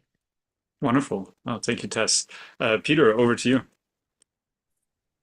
So I'm not sure everybody knows it yet. I mean, I think the people on this panel do, but people in the world that we really are in the middle of a green revolution. The way that we power our lives is changing, very quickly. And with that, I think brings lots of opportunities, lots of disruption too, lots of changes in people's workforce. But if I were to just kind of step back and think like, what are three of the biggest opportunities worldwide in terms of the technologies. I guess I would start with solar. I mean, solar is well-defined technology, but there are so many pieces of it. There's what's it called, microgrids, where people set up solar in very kind of enclosed areas, or basically grids on their own that you can do in rural areas, that you can use in the middle of hurricanes and stuff to have power when the grid goes down. I mean, there's just so much in solar, and it's not just the panels themselves, but also the technology that comes with connecting grids and all of those things. Solar is a big one. I'd say another one that's really starting to take off is green hydrogen. I mean, you can make hydrogen in a lot of ways, but doing it with green technologies. There's a lot of money out there in the U.S. and other countries to help stimulate it. So there's a lot of opportunities there. And then the other thing I'd say is and this, maybe we'll talk a little bit about this with blockchain and how some of these intersect, but the voluntary carbon market just is exploding, all over the world, and so there are opportunities to invest in projects to develop credits, right? Carbon credits. The flip side of that is there's still lots of issues, with carbon credits and double counting and not a lot of faith in some of these, but it's a huge area, and so those would be the three that I say, and then in terms of a region, there are opportunities everywhere. I think the one though that in my mind is least tapped or most untapped would be Africa. I mean, you always hear about China, right? China's big rise, and of course, China is China. It's huge. It's powerful. I mean, it is like the EV market. It's incredible. Just so many cars and stuff, and so many things that China does is important. But Africa's a place where you have a really good mix of young population, entrepreneurial spirit, um, and just kind of untapped, I guess, in terms of investment. So I think that's an area that you'll see, really explode more in the next decade.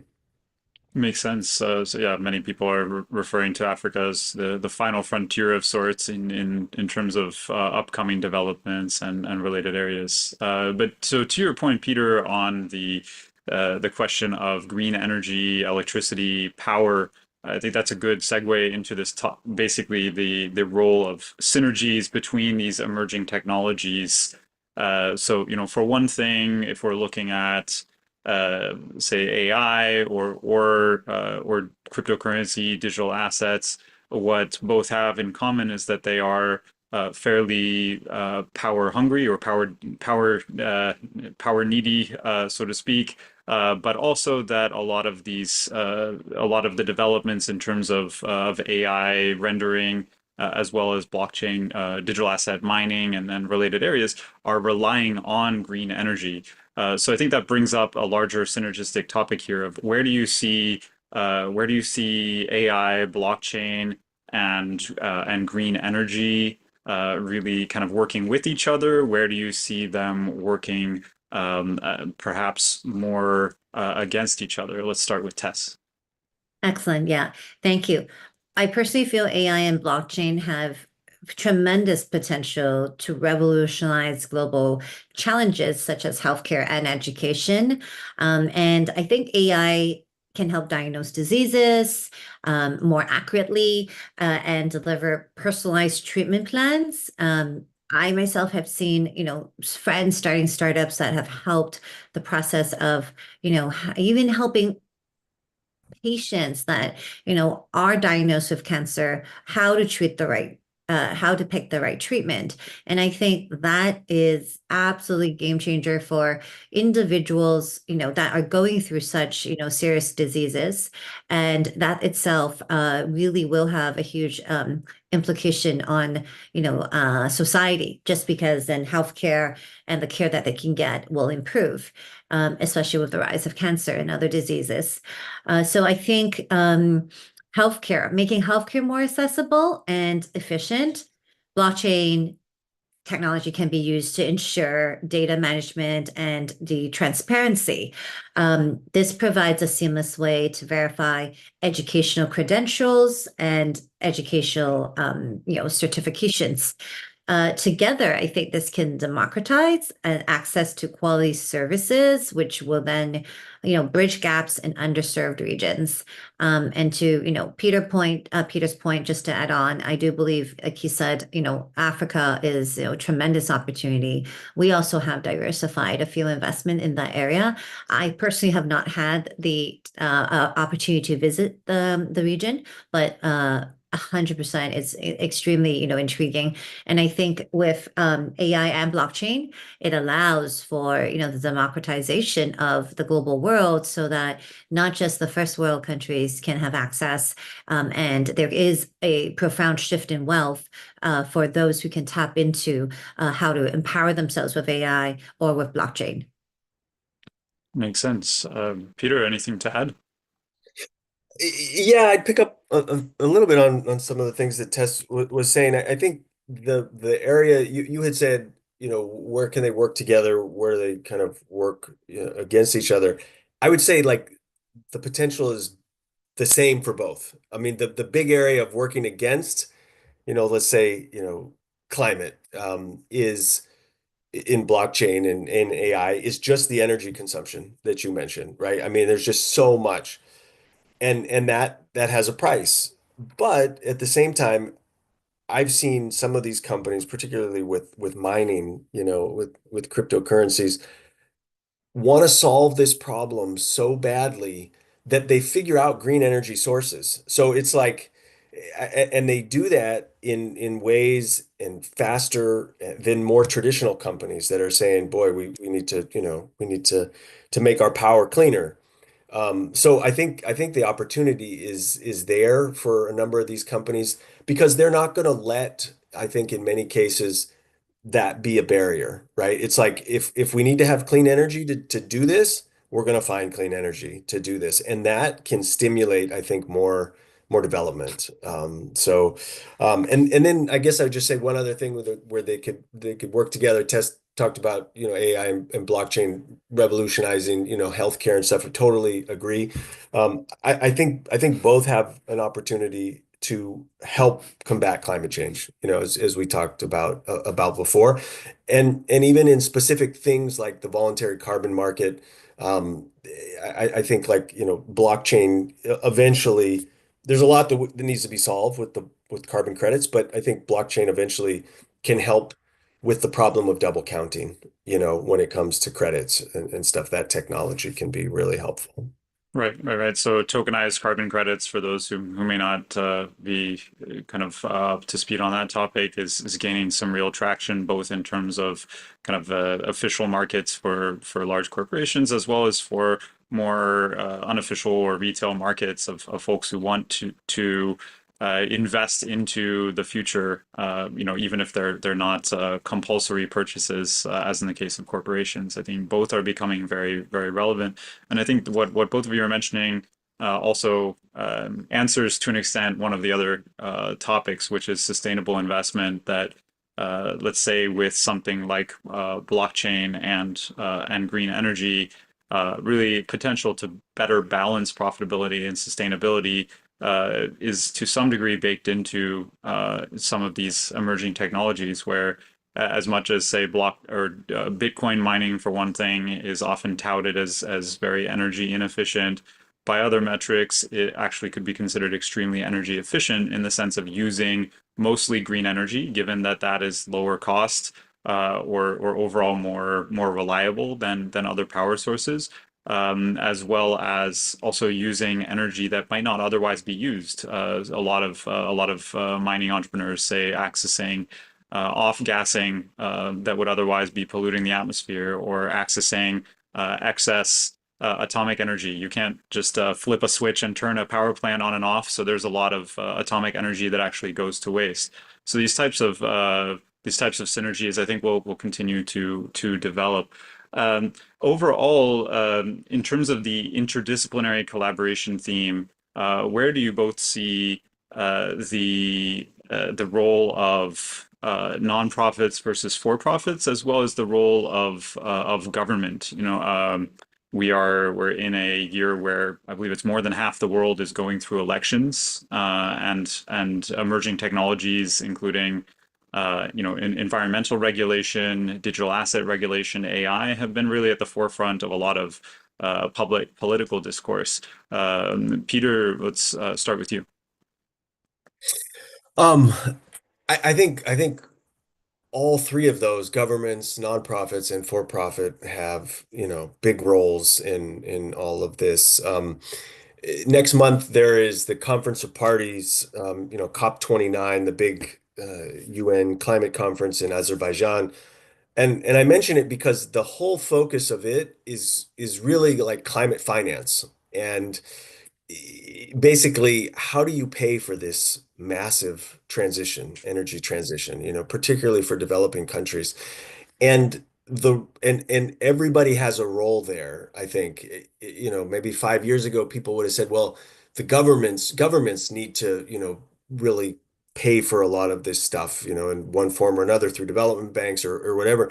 But I think the enormity of the challenge is such that nobody says that anymore, just governments. I mean, people really want to pull in the private sector, the for-profit, because it's those companies, those technologies that are going to help really decarbonize the world.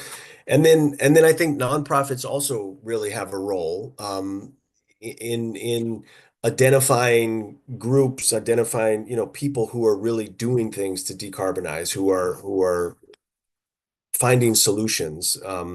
So that's a role I think that nonprofits have, and I guess in that same bucket, I would say, foundations, right? Philanthropies that are also donating, supporting, helping develop different technologies, helping pay for all kinds of things. I think they have a big role. So I think your question is sort of a microcosm of it is next month in Azerbaijan, because when you start talking about trillions and trillions of dollars every year, like it can't just come from the government, from governments, and it can't just come from the private. Like there has to be a synergy It's a team sport. all of those. It's a team sport. Yeah. Makes sense. Tess, anything to add to that topic? Well, I think regulatory and policy is very important, and I always hope the right leadership will be put in place, in the different countries that can help facilitate and guide, to the overall, such as OpenAI and AI. That has been such a controversial situation, and I think it is a tough call. It's a balance. It's an art of, just how much regulation should be applied and not overregulate, which will then stifle innovation. I think about that a lot. And I ask myself too, if I was in the role of policymakers, what would we do? Because, we are wearing the hat of innovation, entrepreneurship, and venture capital. Now, I think policies that promote sustainability, tech adoption should focus on incentivizing green innovation. So anything that relates to that, I'm always, super supportive. We have one good friend, Yazir, who is doing, I would say, plant a tree value proposition in Saudi Arabia, and that has become extremely interesting. He's also applying blockchain technology to it, and of course, this is in the area of ESG and carbon credit. So I've learned a lot about that. That also, I think, is, at the right place at the right time for that region.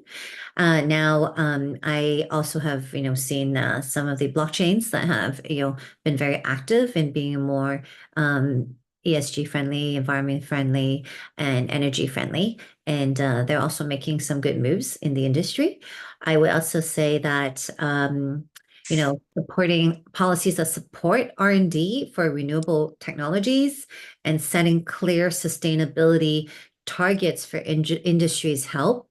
And oftentimes, of course, there's the business side of aspects that also, comes into play. And then, we all need to take a step back and hope that we can support the, initiatives that truly will lead to long-term, friendliness, for the planet and for Earth.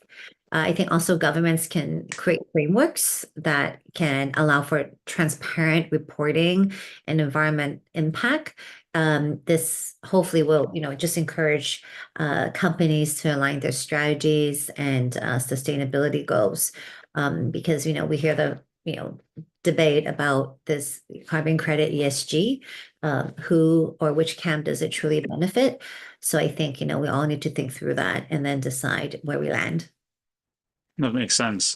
Well, I mean, this nexus of topics, I'm sure we could talk about for many hours to come. But in the meanwhile, if you two could leave us and the audience with any last words, anything you're particularly passionate about in this area that you feel we haven't maybe yet covered. Peter, would you kick us off?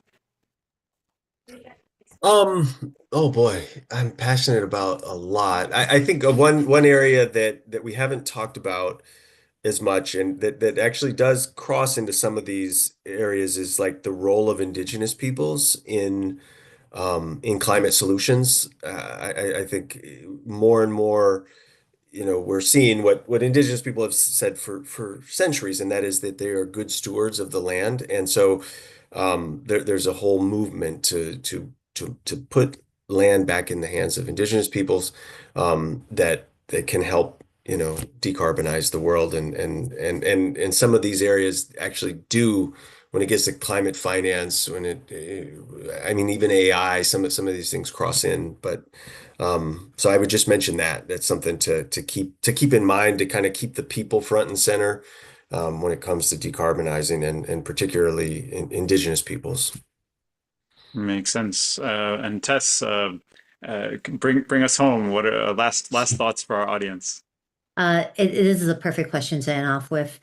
I think the next big innovation or area that is going to permeate into every sector beyond the AI is going deeper into the AI agents. I can see that as for example, when humanoids are utilized, humanoids are going to be the hardware, the AI agent is the software. So until we get there, every AI agent, I hope that companies, individuals, and entrepreneurs can embrace this, because the faster that everyone can, empower themselves using the AI agent technology, they can then tune it, fine tune it, and then have these AI agents become skilled and domain experts instead of just right now we're using general AI, right? Which is what OpenAI does. Now, I think the dawn of digital powered twins is going to be very interesting. And that's one of the key reasons why at Test Venture, we invested in Dr. Julia's company, Mini-Me, and MyMini-Me.ai. She's been in AI for the longest time, through engineering degree. This is what, basically is her life commitment to, which is in machine learning and artificial intelligence, NLP. And this is the area that I think herself and other disruptors can really bring, value into, the ecosystem. And they are, creating AI agents to help, scale operations and scale things globally. And I think that's just the start of where a lot of this can lead to. So I think digital, replicas can enhance digital experiences, from the health side, offer, mental health support, combined, if you want to talk about renewable energy, this could be, innovation that could drive more personalized and sustainable future. Just think these AI agents can be in your household, reminding you about, just the most basic recycling, green, how to be more environmentally friendly, which we all know in a busy day, this is very needed. And that's why I think, Mini-Me AI and all the other AI agent technology, they really can do this and apply this to everyday life. And I can't wait to see that, like the way we have embraced Google Assistant or Alexa into our life, or Siri. I think AI agent, and I know that, is going to eat the world and be permeating into every aspect. So truly, we're very excited to be, at the, early stage of this, and to be able to support this innovation and the different founders and teams that's going to come out to do this. Beautiful, beautiful. Well, thank you, Tess. Thank you, Peter, for your many insights here. Yeah, much appreciated. I think there's a lot. We'll have to perhaps do a follow-up version in 10 years to see where everything has gone. But in the meanwhile, I think you left us with a lot of insights and a lot of hope for a more inclusive future. So thank you both again. Thank you for Thank you. having me. It's fun. Bye-bye. Bye-bye.